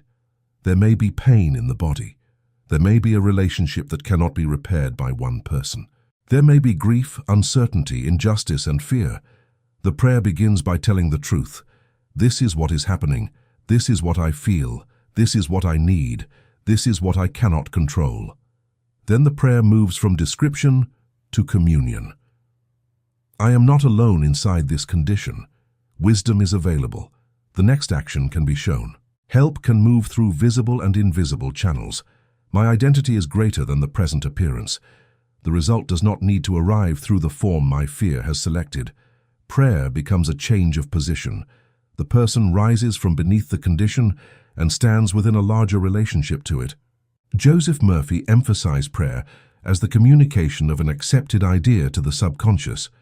Neville Goddard emphasized the state of the wish fulfilled. Florence Scovel Shinn emphasized the spoken word. Emmett Fox emphasized the inner equivalent. These teachings converge in one principle. The prayer must become more than a request. It must become an inner condition. A prayer for peace should create some peace while it is being spoken. A prayer for provision should create some sense of support, order, or openness. A prayer for healing should create some cooperation with the body and the channels of care. A prayer for guidance should create enough silence for guidance to be recognized. If prayer only increases panic, the practice may be repeating the problem more intensely rather than entering the answer. Many people pray by describing the difficulty to God again and again. They name every danger. They review every reason the situation is impossible. They repeat the absence. They ask for rescue while using most of the prayer to strengthen the emotional image of being trapped. There is a time for lament. Honest lament releases what cannot remain hidden. But lament should move. It should not become permanent spiritual identity.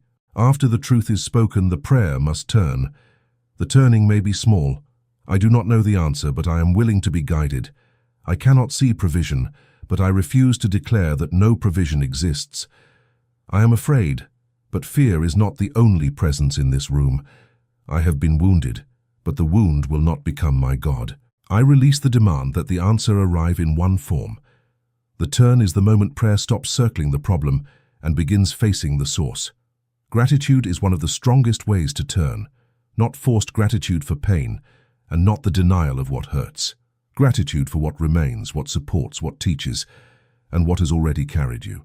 One breath, one person, one meal, one working part of the body, one idea, one door still open, one previous mercy remembered. Gratitude changes the inner evidence. It tells the subconscious that absence is not the whole field. The prayer of gratitude can precede visible fulfillment, because gratitude is not only a response to having, it is a state of receiving. Thank you for guidance that is becoming clear. Thank you for the support moving toward this need. Thank you for the wisdom to recognize the next action. Thank you for restoration already beginning through rest, treatment, courage, and care. Thank you that this condition is not outside divine intelligence. Such prayer does not command the universe through ego. It places the mind in cooperation. There is a danger in metaphysical prayer when it becomes control disguised as spirituality. A person may try to use words to force another human being to return, agree, apologize, or behave according to desire. This is not alignment. It is attachment-seeking sacred language. Prayer should not make another person a puppet. Pray for truth, reconciliation where reconciliation is possible, release where release is needed, and the highest good for all involved. Pray for your own clarity, courage, boundary, and freedom from obsession. Let other people remain responsible for their will. The clean prayer says, may this relationship be brought into truth. If it can be healed, show the path. If it must change form, give me the strength to release it without hatred. The unclean prayer says, make this person give me what I believe I cannot live without. One seeks truth. The other worships form.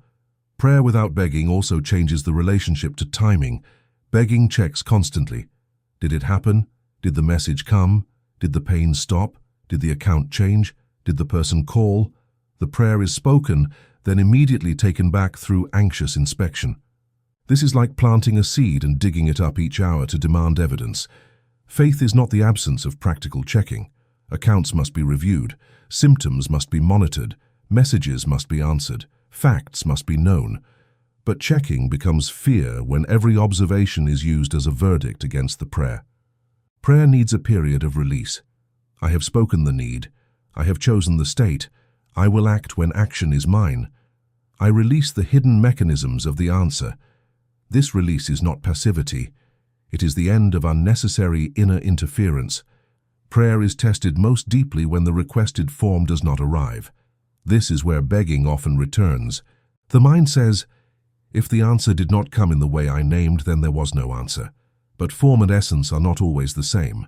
A person may pray for one job and receive the courage to leave an entire profession. A person may pray for a relationship to return and receive the self-respect that makes return unnecessary. A person may pray for immediate money and receive an idea, skill, conversation, or correction that becomes provision through time. A person may pray for relief and first receive the truth that a lifestyle, agreement, or pattern must change. The answer may begin as capacity before circumstance. You receive steadiness before the problem is solved. You receive clarity before the door opens. You receive endurance before the season ends. You receive the ability to ask for help before help arrives. Do not dismiss these as lesser answers. Capacity is often the vessel that makes the visible answer sustainable. There are also prayers whose mystery remains. Loss occurs, illness continues. People choose differently. Doors stay closed. A mature metaphysics must leave room for mystery without collapsing into meaninglessness. The word is powerful, but the individual ego is not the sole governor of every event. Other wills, natural law, collective conditions, physical processes, and hidden timing remain part of the field. Prayer without begging does not claim omnipotence for the personality. It claims participation with a greater intelligence. The aligned prayer can say, I do not understand this outcome. I will not pretend that I do. I remain willing to receive wisdom, support, and the next form of life available within it. This prayer protects faith from becoming denial and protects grief from becoming permanent exile.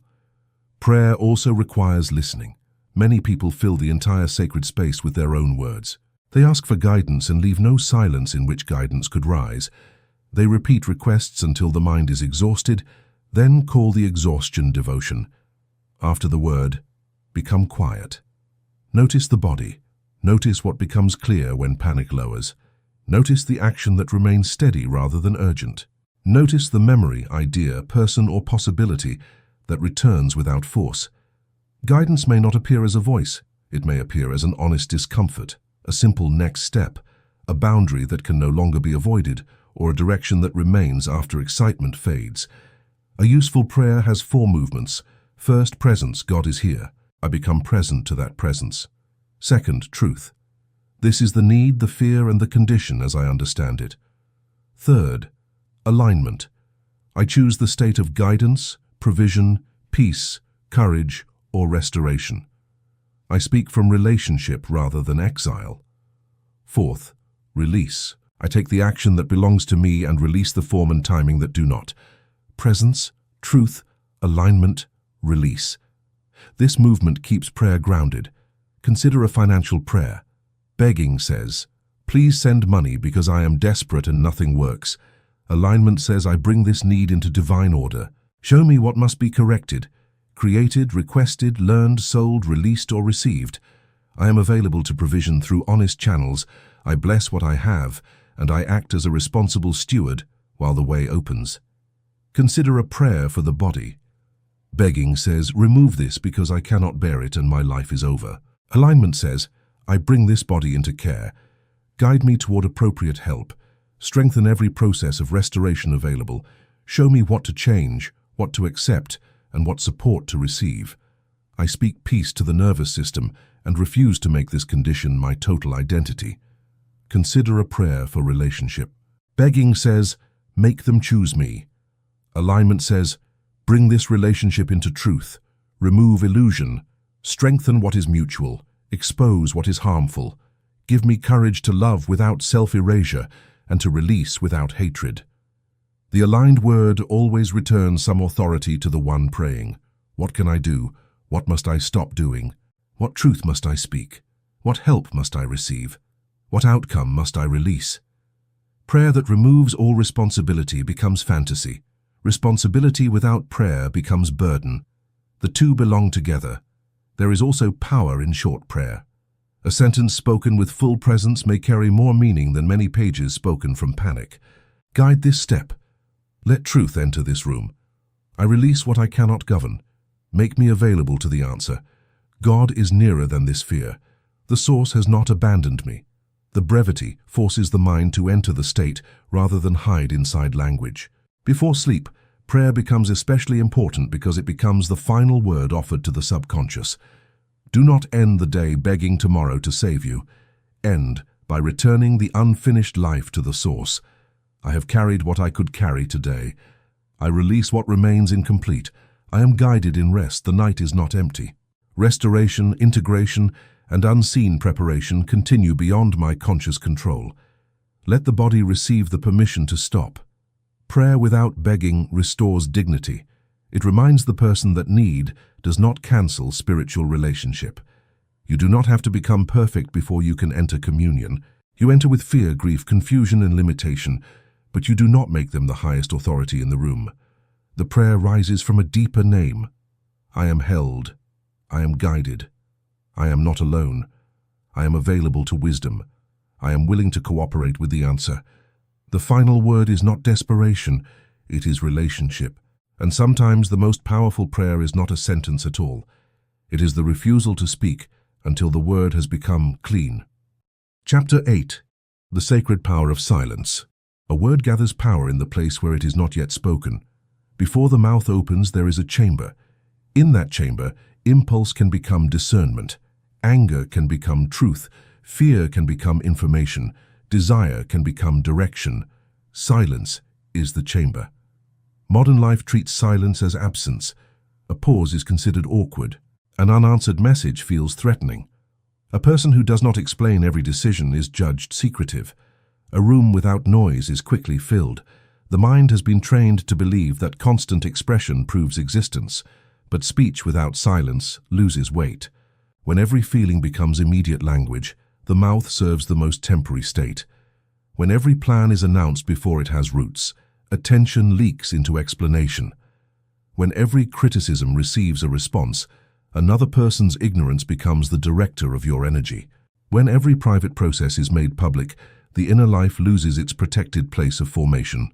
Silence is not weakness, it is containment. A river without banks becomes a flood. Speech without containment becomes noise. The sacred power of silence begins with the pause before reaction. A message arrives. The body tightens. The first sentence appears. It wants to defend, accuse, expose, or wound. The old identity reaches for the mouth. Pause. The first word may belong to history rather than the present. The person in front of you may have touched an old humiliation, but the intensity of the response may be carrying years that do not belong entirely to this moment. Silence creates enough distance to ask, what is actually happening, what am I adding, and what response serves truth?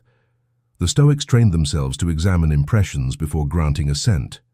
An impression is not yet law. A thought appears, a feeling rises, a sentence forms. Consciousness still has a choice. You do not have to speak every thought that knocks. You do not have to defend yourself against every misunderstanding. You do not have to correct every person who is committed to remaining wrong. You do not have to explain a boundary until it becomes a debate. You do not have to announce a dream to people who will measure it through their fear. Sacred silence protects the word from becoming cheap. There is a form of over-explaining that comes from the need for permission. A person makes a decision and then produces a long argument, hoping that enough words will prevent disappointment in others. But explanation rarely satisfies someone who believes your life belongs to their expectations. The more you explain, the more material is offered for negotiation. A clean sentence may be enough. This is the decision I have made. I understand that you may not agree. I am not available for that arrangement. I will not continue this conversation in this tone. I need time before I respond. Silence after the sentence is part of the boundary. Without silence, the boundary is weakened by fear. The person keeps speaking until the old agreement returns. There is also sacred silence around new creation. A seed grows beneath soil. It does not announce itself each morning. Roots form in darkness. Structure develops before visibility. Many people speak too early about what is trying to become real. They describe the book before writing it, the business before building it, the healing before stabilizing it, the decision before understanding it. The attention that should nourish the work is spent receiving reactions. Praise can become premature reward. Criticism can become unnecessary interference. The project begins living in other people's minds before it has a strong home in your own. Protect the early stage. This is not superstition. It is conservation of psychic energy. Let the word mature in silence until action can carry it. Silence also interrupts gossip. Gossip is speech that creates belonging through the absence of another person. It gives the group a temporary center, but the center is built from someone else's exposure. The metaphysical cost is not only moral. Gossip trains the mind to search for weakness. It makes judgment entertaining. It teaches the tongue to release what has not been entrusted to it. The person who speaks carelessly about others also teaches the subconscious that speech is unsafe. A clean silence says, "This is not my story to distribute." Silence must also be distinguished from secrecy.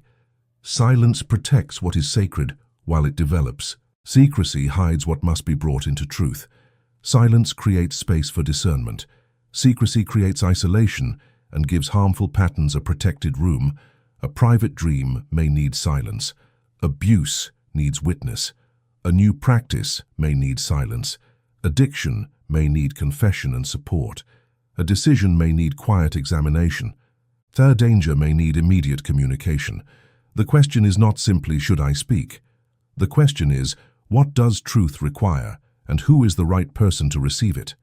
Not every truth belongs to every listener. A therapist, doctor, attorney, spiritual guide, authority or trusted friend may be the correct witness. Public exposure is not the only alternative to silence. Sacred speech includes choosing the proper container. When pain has been hidden because the family demanded appearance, speaking can become liberation. The word may tremble. It may be incomplete. But once truth enters a safe relationship, secrecy loses metaphysical power. The hidden event is no longer the unnamed center of the life. Silence is sacred only when it serves truth, protection, formation, and peace. When it serves fear, control, or concealment of harm, the silence itself must be broken. Sacred silence does not mean suppressing abuse, hiding wrongdoing, or refusing necessary testimony. Truth may need to be spoken to a therapist, authority, court, doctor, family, or community. Silence becomes harmful when it protects violence or buries pain that needs witness. The distinction is purpose. Does the speech seek protection, accountability, healing, and truth? Or does it seek excitement, revenge, superiority, and emotional discharge? The same factual story can be told from different states. Silence gives time to discover the state. The sacred power of silence also protects promises. A vow spoken carelessly divides the word from integrity. Each time you promise what you do not intend to perform, language loses authority within you. The subconscious learns that your declarations are emotional events rather than reliable commands. I will start tomorrow. I will never do that again. I will call you. I will finish this week. I promise. I will change. The sentence creates temporary relief, but no embodiment follows. Over time, the inner life stops trusting the mouth. Speak fewer promises. Keep more of them. Before giving your word, become silent long enough to examine capacity, desire, and cost. A clean no preserves more integrity than a resentful yes. A modest promise completed builds more spiritual authority than a grand vow abandoned. Your word to another person is also a word spoken over your own identity. When you keep it, you teach the subconscious, I am trustworthy. When you cannot keep it and communicate honestly, you teach responsibility. When you hide, delay, and excuse, you teach division. Silence before commitment is therefore sacred. It allows truth to speak before approval. Guilt or excitement makes a promise on your behalf. There is another silence that matters, the refusal to repeat an old story. A person may have told the story of betrayal hundreds of times. The facts remain. The lesson is known. The necessary actions have been taken. Yet the story continues because it has become identity. One day silence must become the next chapter. Not because the event no longer matters, but because it no longer deserves daily speech. The mouth can stop feeding what the soul is ready to release. This is one of the most powerful forms of forgiveness. You stop giving language to the wound as the central event of your life. The memory may return, you do not deny it. You simply refuse to build another ceremony around it. The sacred power of silence also appears in prayer. After speaking the needs, stop. Let the mind become receptive. Many people fear silence because silence removes control. Without words, they cannot manage the image of God, the answer, or themselves. But communion requires more than transmission. It requires receiving. Sit quietly after prayer. Do not demand a voice. Notice what remains after urgency lowers. Notice the action that feels clear but not frantic. Notice the sentence that rises with steadiness. Notice whether the body softens around a direction. Silence is not always immediately peaceful. At first, it may reveal the noise that was already present. Memories rise. The body becomes restless. Unfinished emotion appears. This does not mean silence is failing. It means the room is being seen without distraction. Stay gently. You do not have to solve everything that rises. Observe. Breathe. Name only what requires naming.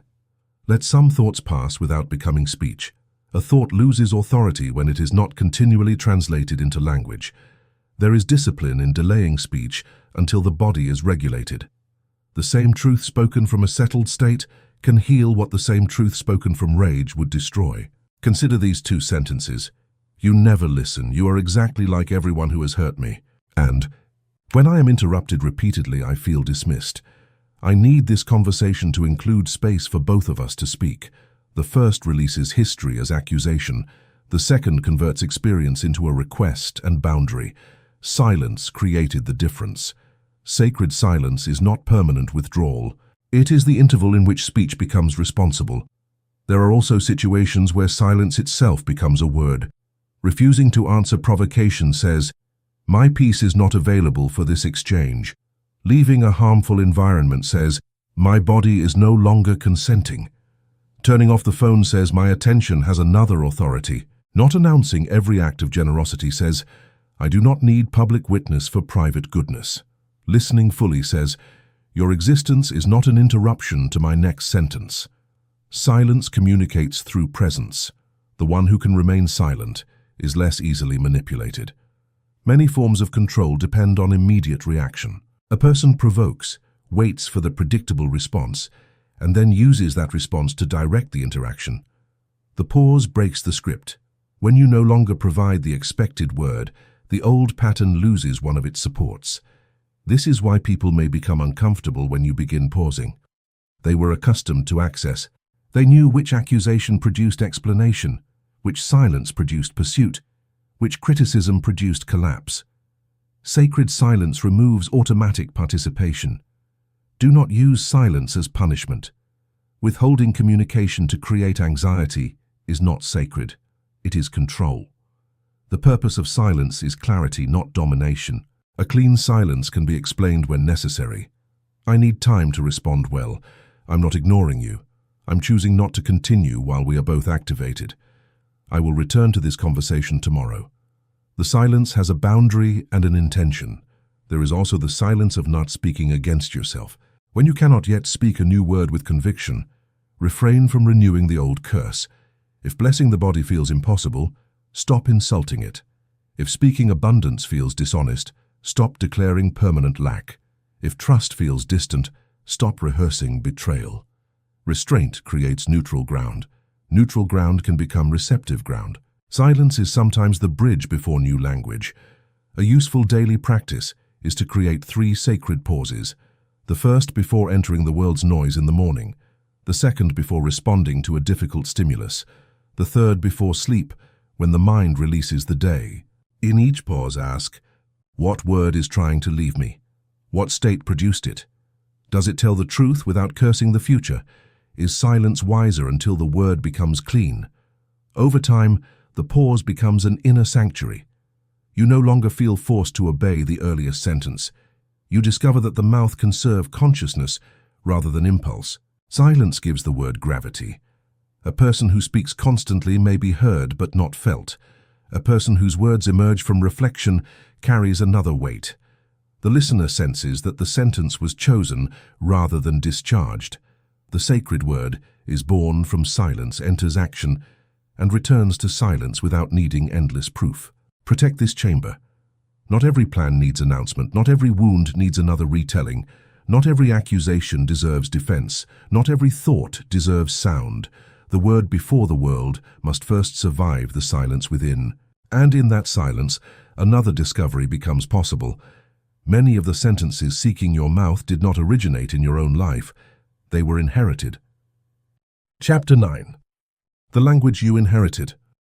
Before you formed your own philosophy, you lived inside the language of other people. You heard how adults spoke about money, marriage, work, health, God, success, strangers, age, danger, and themselves. You heard what was praised, what was mocked, what was feared, and what was never discussed. You learned not only through direct instruction, but through repeated atmosphere. A family sentence can become law without ever being formally taught. We do not trust outsiders. People like us have to work twice as hard. Men do not cry. Women must keep the family together. Money ruins people. Rest is for the lazy. Do not expect too much. Never let anyone see weakness. Family comes first, no matter what it costs. Love means sacrifice. God punishes mistakes. The body fails early in our family. A child receives these sentences before having the ability to examine them. They enter alongside food, affection, fear, celebration, and belonging. To question the sentence later may feel like questioning the family itself. This is why inherited language is powerful.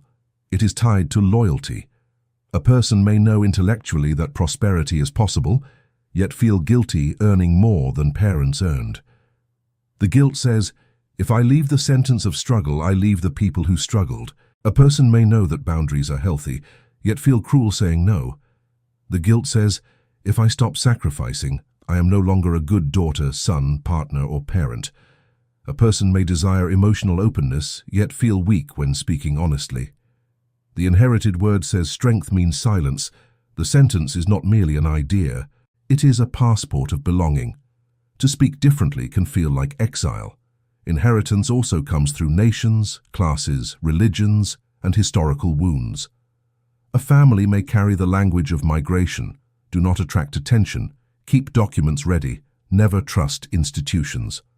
A community shaped by discrimination may teach that visibility is dangerous because visibility once carried real cost.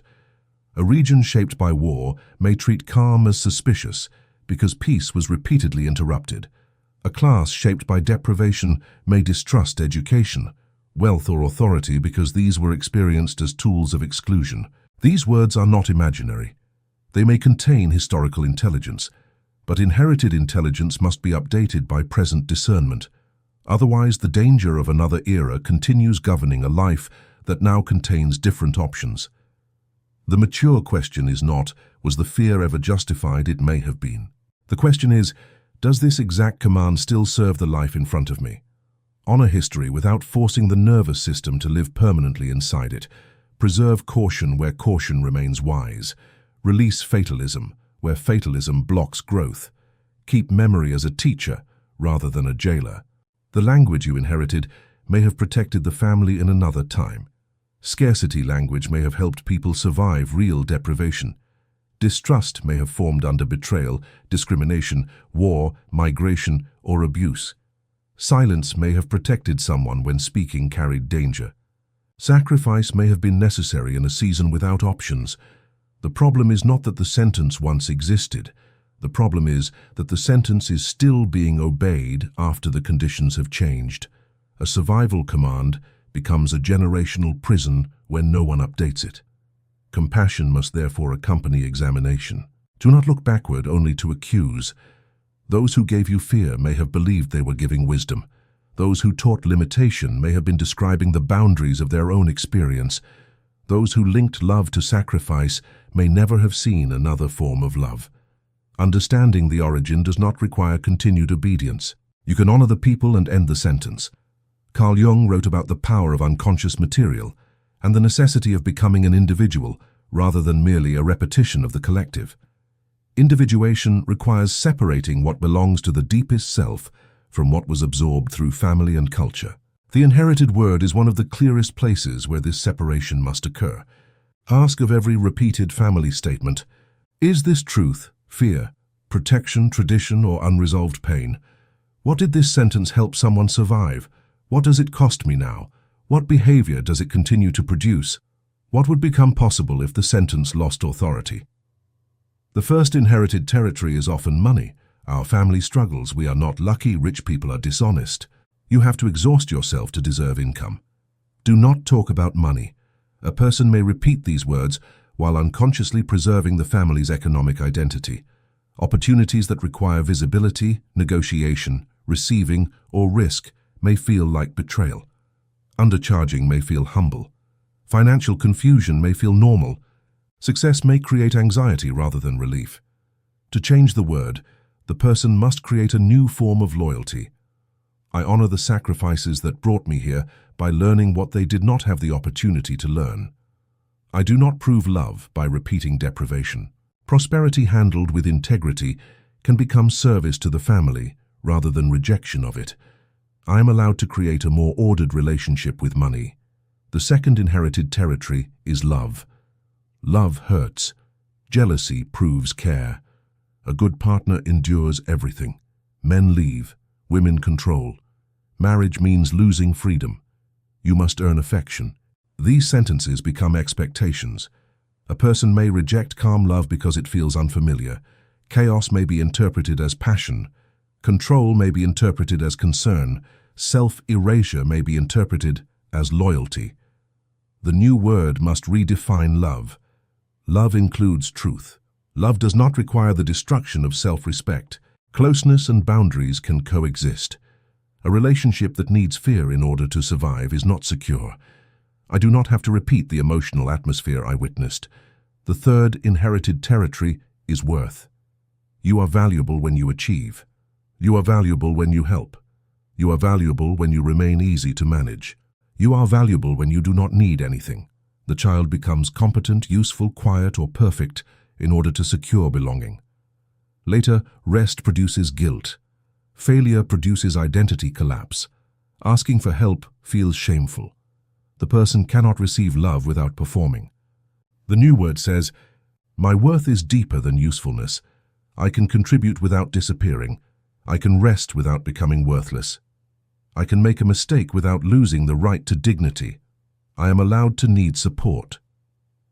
The fourth inherited territory is the body. In our family, everyone becomes sick. After a certain age, it is all decline. The body is shameful. Pain should be hidden. Doctors cannot be trusted. Medicine is the only answer. These statements may create avoidance, obsession, fatalism, or fear. A family history can be important medical information, but information should guide care, not become a sentence. The new word says, I respect family history and seek appropriate care, but history is not the only force shaping my body. I support the body through present choices. I refuse both denial and fatalism. Another inherited territory is work and success. Real work must hurt. If you enjoy it, it is not serious. Success requires sacrificing family, body, and peace. A stable job is the only safe path. Creative work is irresponsible. Do not become more visible than the people around you. These sentences shape vocation. A person may remain loyal to exhaustion because suffering has been confused with value. Another may reject discipline because work was modeled only as oppression. Someone may pursue status to repair family shame. Someone else may hide talent to preserve belonging. The new word does not romanticize labor or abandon responsibility. It asks a more complete question. What form of work allows skill, service, provision, dignity, and life to cooperate? Work can require effort without requiring self-destruction. Security can be honored without making fear the sole architect of vocation. Creativity can become disciplined rather than hidden. Success can be redefined as alignment between value, contribution, stewardship, and peace. I do not have to repeat another generation's exhaustion in order to honor its sacrifice. The fifth inherited territory is God. God is watching for mistakes. Prayer is a last resort. Suffering proves goodness. Desire is selfish. Questioning is dangerous. These sentences can turn spiritual life into surveillance. The person prays from fear, hides honest emotion, and interprets every difficulty as punishment. The new word may be, the divine presence is not threatened by honest questions. Responsibility is not the same as condemnation. I do not have to hate myself in order to become humble. God is not honored by the destruction of the life entrusted to me. Desire can be examined, purified, and directed rather than automatically shamed. Changing inherited language often creates resistance from the family system. Other people may say you have changed, become selfish, forgotten where you came from, or think you are better. Their discomfort may not mean your new word is wrong. It may mean the old structure is losing predictability. Do not respond with contempt. Superiority is another form of bondage. You are not better because you saw a pattern. You are responsible because you saw it. The purpose is not to humiliate the family. It is to stop unconscious transmission. A lineage changes when one person refuses to lend the mouth to the old defeat. This person may still feel the sentence. The body may tighten when money increases. Guilt may rise when a boundary is set. Fear may appear when rest is taken. The inherited word has roots. Change occurs through repeated contradiction in action. You earn more and remain kind. You set a boundary and continue loving. You rest and the family survives. You ask for help and dignity remains. You receive care and do not become weak. You speak honestly and discover that truth does not always destroy belonging. Each lived experience gives the subconscious new evidence. There is a useful ritual for ending an inherited sentence. Write the old phrase exactly as it was spoken. Money always disappears, then write who carried it. My mother repeated this after years of instability. Then write what the sentence was trying to protect. It was trying to prevent disappointment and encourage caution. Then write the cost. It made receiving feel unsafe. It made every expense feel like proof of danger. It taught me to expect loss, then speak the release. I honor the fear that formed this sentence, but I no longer accept it as law. Finally, establish the new word. Money can be received, ordered, used, saved, shared, and renewed through wisdom. I become a trustworthy steward. This process does not attack the ancestor, it updates the instruction. Some inherited words are carried through silence rather than speech. A family may never talk about grief, addiction, violence, money, or shame. The silence itself says, this cannot be faced. Breaking the pattern may require language where none existed. This happened. It affected us. We need help. We will not hide it from the people who can protect and heal. The new word brings hidden material into responsible light. There is also inherited blessing. Not every family sentence is a curse. We help one another. Education matters. Keep your word. Feed the guest. Do honest work. Pray before fear decides. Begin again. These words may have carried strength through generations. Preserve them consciously. Inheritance should be examined, not rejected wholesale. The mature person chooses what continues. Keep the courage, release the fear. Keep the generosity. Release the self-erasure, keep the loyalty. Release the secrecy that protects harm, keep the discipline. Release the contempt for rest. Keep faith. Release terror disguised as faith. This is spiritual adulthood.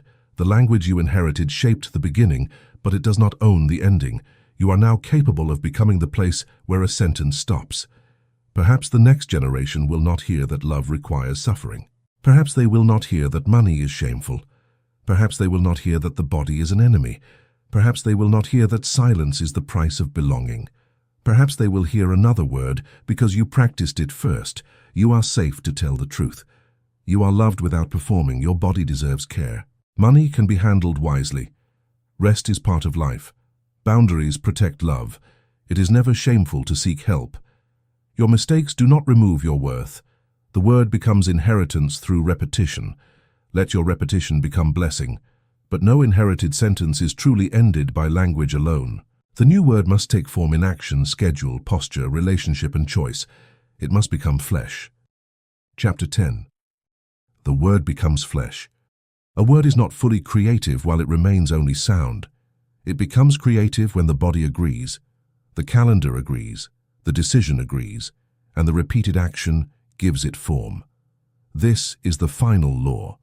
The word must become flesh. A person may declare prosperity while refusing to open the account, learn a skill, ask for fair payment, reduce waste, or create value. The declaration remains separated from conduct. A person may declare health while treating the body with contempt, delaying care, sleeping without rhythm, using food as punishment, and refusing support. The mouth speaks alliance while the life practices neglect. A person may declare love while accepting humiliation, chasing indifference, and speaking to the self with cruelty. The word asks for one relationship while behavior preserves another. A person may declare purpose while giving every meaningful hour to interruption. The word is sincere, but the calendar has another god. Metaphysics without embodiment becomes fantasy. Embodiment without metaphysics becomes mechanical effort. The creative life joins inner word and outer practice until they become one movement. The sequence is simple. Word, feeling, image, identity, action, repetition, form. The word gives direction. Feeling gives the direction emotional reality. Image gives it a scene. Identity gives it a speaker. Action gives it evidence. Repetition gives it stability. Form becomes the visible consequence. This sequence does not always move in a straight line. Sometimes action comes before feeling. Sometimes identity changes after repeated behavior. Sometimes a new image appears only after one practical step. But all the elements eventually need agreement. Consider the declaration, I am a writer. The word opens identity. The imagination sees pages, ideas, and completion. But the calendar contains no protected time. The body never sits. The person speaks about writing, buys tools, imagines recognition, and waits for inspiration. The word has not become flesh. The embodied declaration asks, what does the writer do today? Perhaps the answer is one page, perhaps it is research.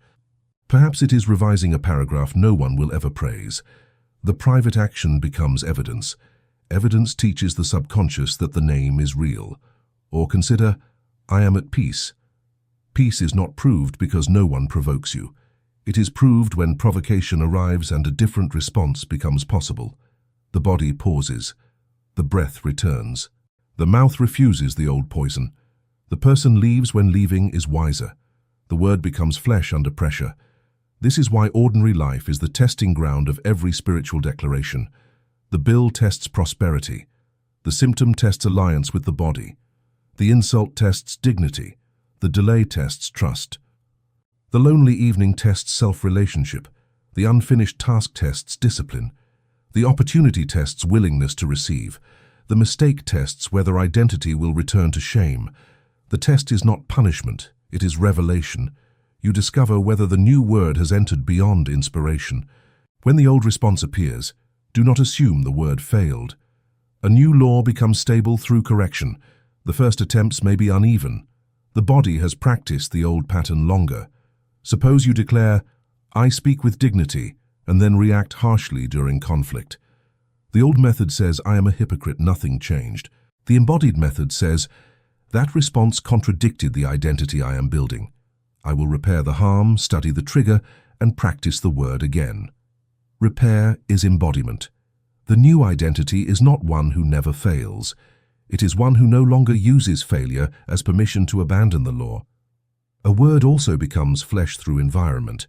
If you declare order but live among unfinished loops, forgotten commitments and accumulated objects, the environment continues speaking the old language.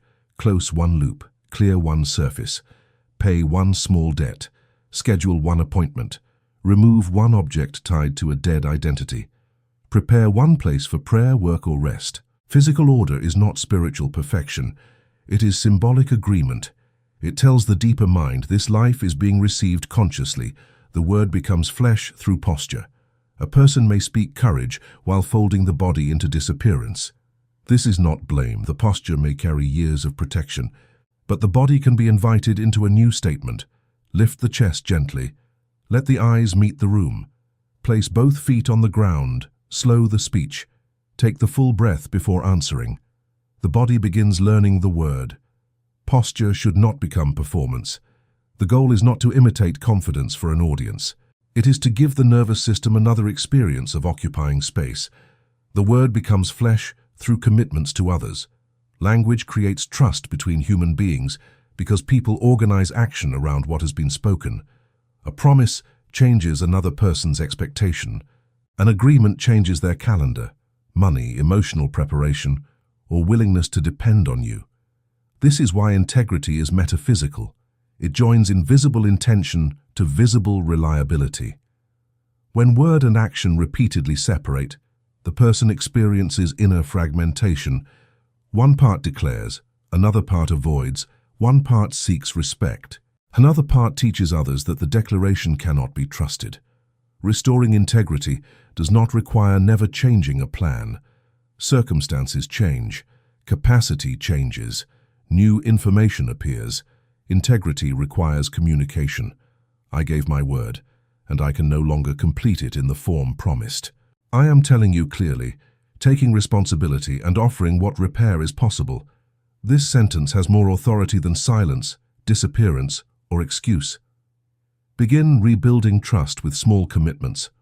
Arrive when you said you would. Send the message. Complete the private task. Do not use spiritual language to cover disorganization. Each completed word reunites speech and reality. The word becomes flesh through boundaries. I am worthy of respect becomes real when disrespect changes access. I value my time becomes real when the calendar includes protected space. I am no longer available for chaos becomes real when the person stops entering the same avoidable crisis. I trust myself becomes real when a private promise is kept. A declaration that never changes permission is not yet embodied. The word becomes flesh through money. I am a steward becomes a budget, a question, a record, a price, a plan, a savings habit, a request for help or an honest examination of debt. The spiritual word does not float above numbers. It brings order into them. The word becomes flesh through the body. I honor the body becomes sleep, water, movement, medication when appropriate, therapy when needed, nourishment, medical evaluation, and freedom from constant insult. The sacred word enters tissue through care. The word becomes flesh through relationship. I choose truthful love becomes honest conversation, reciprocal effort, discernment, apology, forgiveness, or distance. It may mean staying and working. It may mean leaving. The word is not sentimental. It creates a life where love and dignity can coexist. The word becomes flesh through attention. I am guided becomes time without noise. I am creative becomes protection from interruption. I am peaceful becomes refusal to consume conflict as entertainment. I am becoming whole becomes willingness to examine the shadow rather than projecting it onto others. Every identity has an attentional cost. What you claim to be must receive your notice. The word becomes flesh through service. A declaration of abundance that ends only in personal acquisition remains incomplete. The deeper meaning of abundance is capacity. Capacity to create, care, give, employ, teach, repair, beautify, protect, and support. This does not mean giving beyond wisdom or becoming responsible for everyone. It means allowing the word to move through you rather than stop at you. The word becomes flesh through repetition when no emotion is present. Inspiration is easy to obey.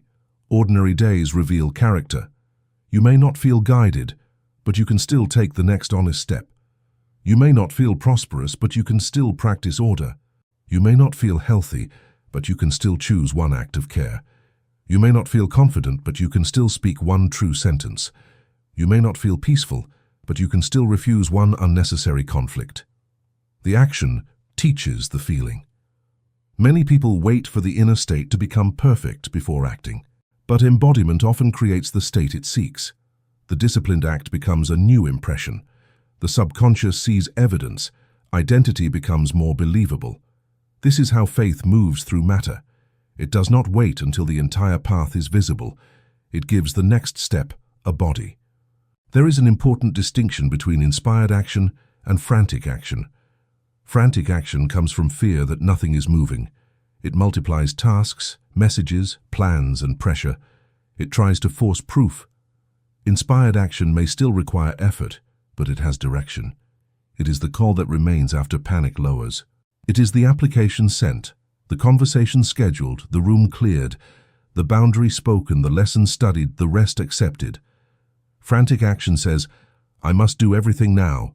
Inspired action says, this is mine to do now.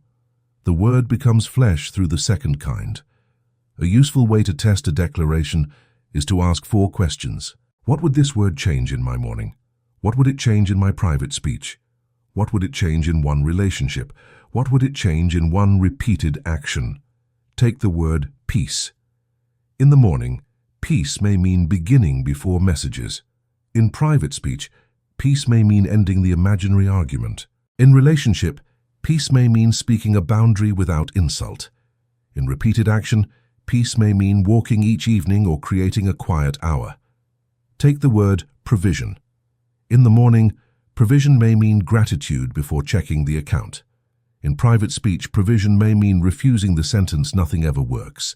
In relationship, provision may mean asking for advice or offering value clearly. In repeated action, provision may mean tracking money and building skill. Take the word restoration. In the morning, restoration may mean water, breath, medication, or gentle movement. In private speech, restoration may mean speaking to the body as an ally. In relationship, restoration may mean reducing exposure to what keeps the nervous system in chaos. In repeated action, restoration may mean keeping appointments and honoring sleep. The word should always be translated. A declaration that cannot enter an ordinary day has not yet finished becoming true. There is also a need to release performative evidence. Some people embody a word only when others can see it.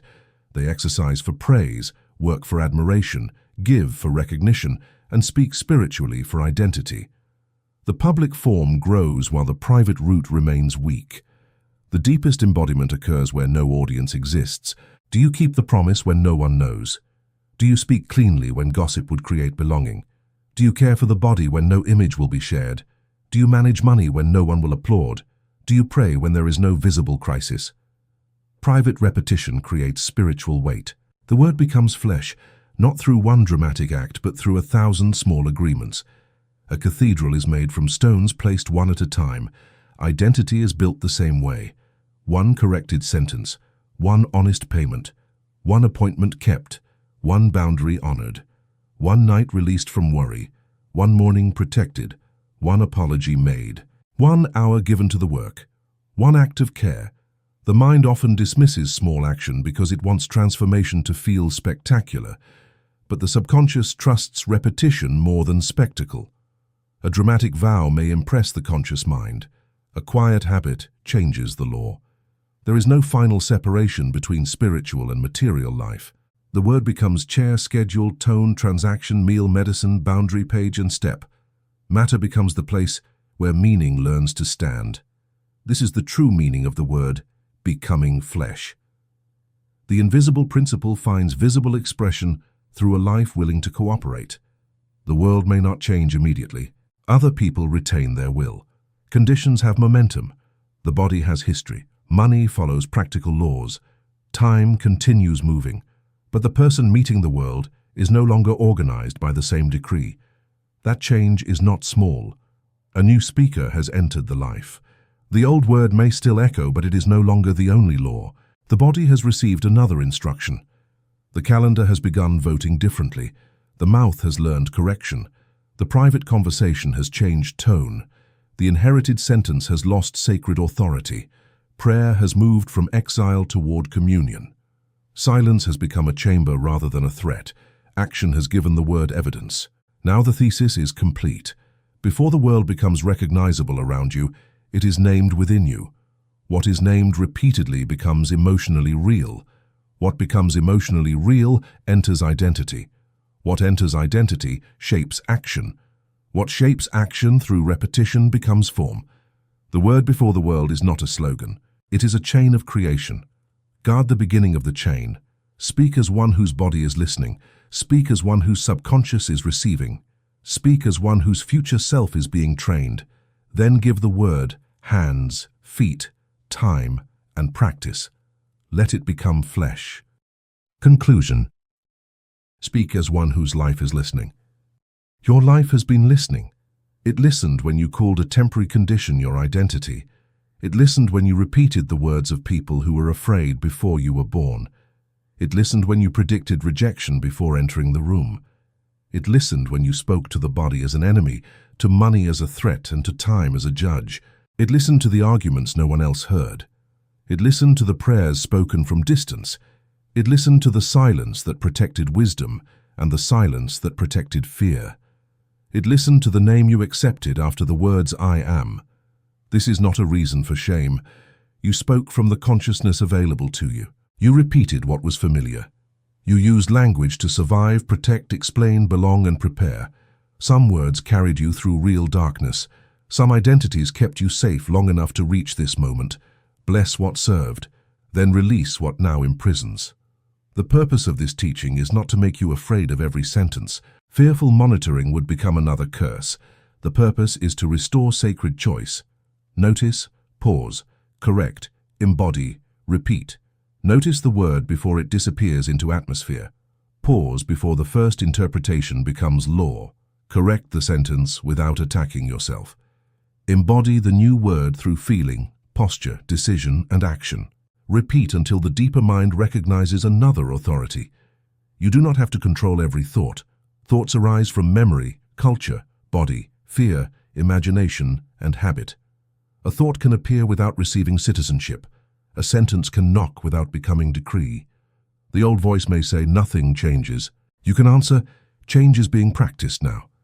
The old voice may say, you always fail. You can answer, I have failed at actions, learned through consequences, and continued. Failure is not my name. The old voice may say, it is too late. You can answer, some doors are closed. This moment is not one of them. The old voice may say, the body is betraying you. You can answer, the body is communicating. I meet it with care, truth, and appropriate help. The old voice may say, money never stays. You can answer, I am learning stewardship, receiving order and value. The old disorder is not divine law. The old voice may say, no one can be trusted. You can answer, I am learning discernment. I do not need to trust everyone in order to recognize trustworthy love. There is no need to turn this practice into another performance of perfection. You may still complain. You may still speak from fear. You may still catch yourself halfway through an old sentence. The measure is not purity. The measure is how quickly consciousness returns. At first, you may notice the word hours later, then minutes later, then while it is being spoken, eventually before it leaves the mouth. This is progress. Awareness is moving closer to the point of creation. Each correction shortens the distance between unconscious speech and conscious choice. Do not underestimate that distance closing. A life can change because one person stops renewing a sentence at the moment it appears. The pattern loses another day of nourishment. The body receives a different ending. The conversation takes another direction. The child in the room hears another language. The new word becomes inheritance through these small corrections. The new word does not need to shout. Authority is often quiet. The deepest decree may be spoken in a whisper before sleep. I release this day. I am guided. I am not the wound. I am available to truth. I am becoming a faithful steward of the life entrusted to me. The word gains weight when the body believes it can rest inside the sentence. Remember the entire path. The voice before the event prepares the state through which the event is met. The words, I am open the gate of identity. The conversation no one hears rehearses emotional worlds. The subconscious receives meaning more deeply than vocabulary. The curse disguised as honesty turns conditions into laws. The word over money, body and time establishes relationship with the great territories of life. Prayer without begging moves from separation toward communion. Silence gives the word containment and weight. Inherited language can be honored, examined, revised, and ended. The word becomes flesh when life begins to agree. These are not separate teachings. They are one movement. A word enters. It is repeated. It gains feeling. It forms an image. It becomes identity. Identity shapes choice. Choice repeated becomes pattern. Pattern becomes visible life. The chain can be interrupted at any point, but the earliest point is often the most powerful. Guard the word, not with anxiety, with reverence. Do not speak finality over what is still moving. Do not give a wound the name of the whole self. Do not describe a difficult season as the only future available. Do not repeat inherited fear merely because it sounds familiar. Do not place another person's judgment after the words I am. Do not use prayer to practice abandonment. Do not use honesty as permission to curse. Tell the truth, then tell the truth more completely. Yes, this is difficult, and I am still capable of response. Yes, I have lost. And loss is not the only material from which the future can be built. Yes, the body has limits, and it remains sacred, communicative, and worthy of care. Yes, time has passed, and consciousness is still present now. Yes, the family carried fear, and I can become the place where fear no longer receives automatic speech. The complete truth restores possibility without denying reality. There will be days when the old language returns quickly. A message arrives, a bill appears, the body hurts. A relationship activates an ancient wound. The first sentence may be the old one. Do not dramatize the return. Return yourself, that is the old word. The new word is this. Then act from it once. One action is enough to restore direction. Make the call, take the breath. Close the account after reviewing it responsibly. Leave the argument. Schedule the appointment. Write the page. Rest the body. Speak the boundary. Ask for help. The word becomes credible through cooperation. You may discover that the most important new sentence is not a grand declaration of wealth, power, or success. It may be simpler. I am allowed to begin again. I am no longer required to abandon myself. I can meet this moment without becoming it. I do not need to solve the entire future tonight. I am willing to receive help. I am guided toward the next true action.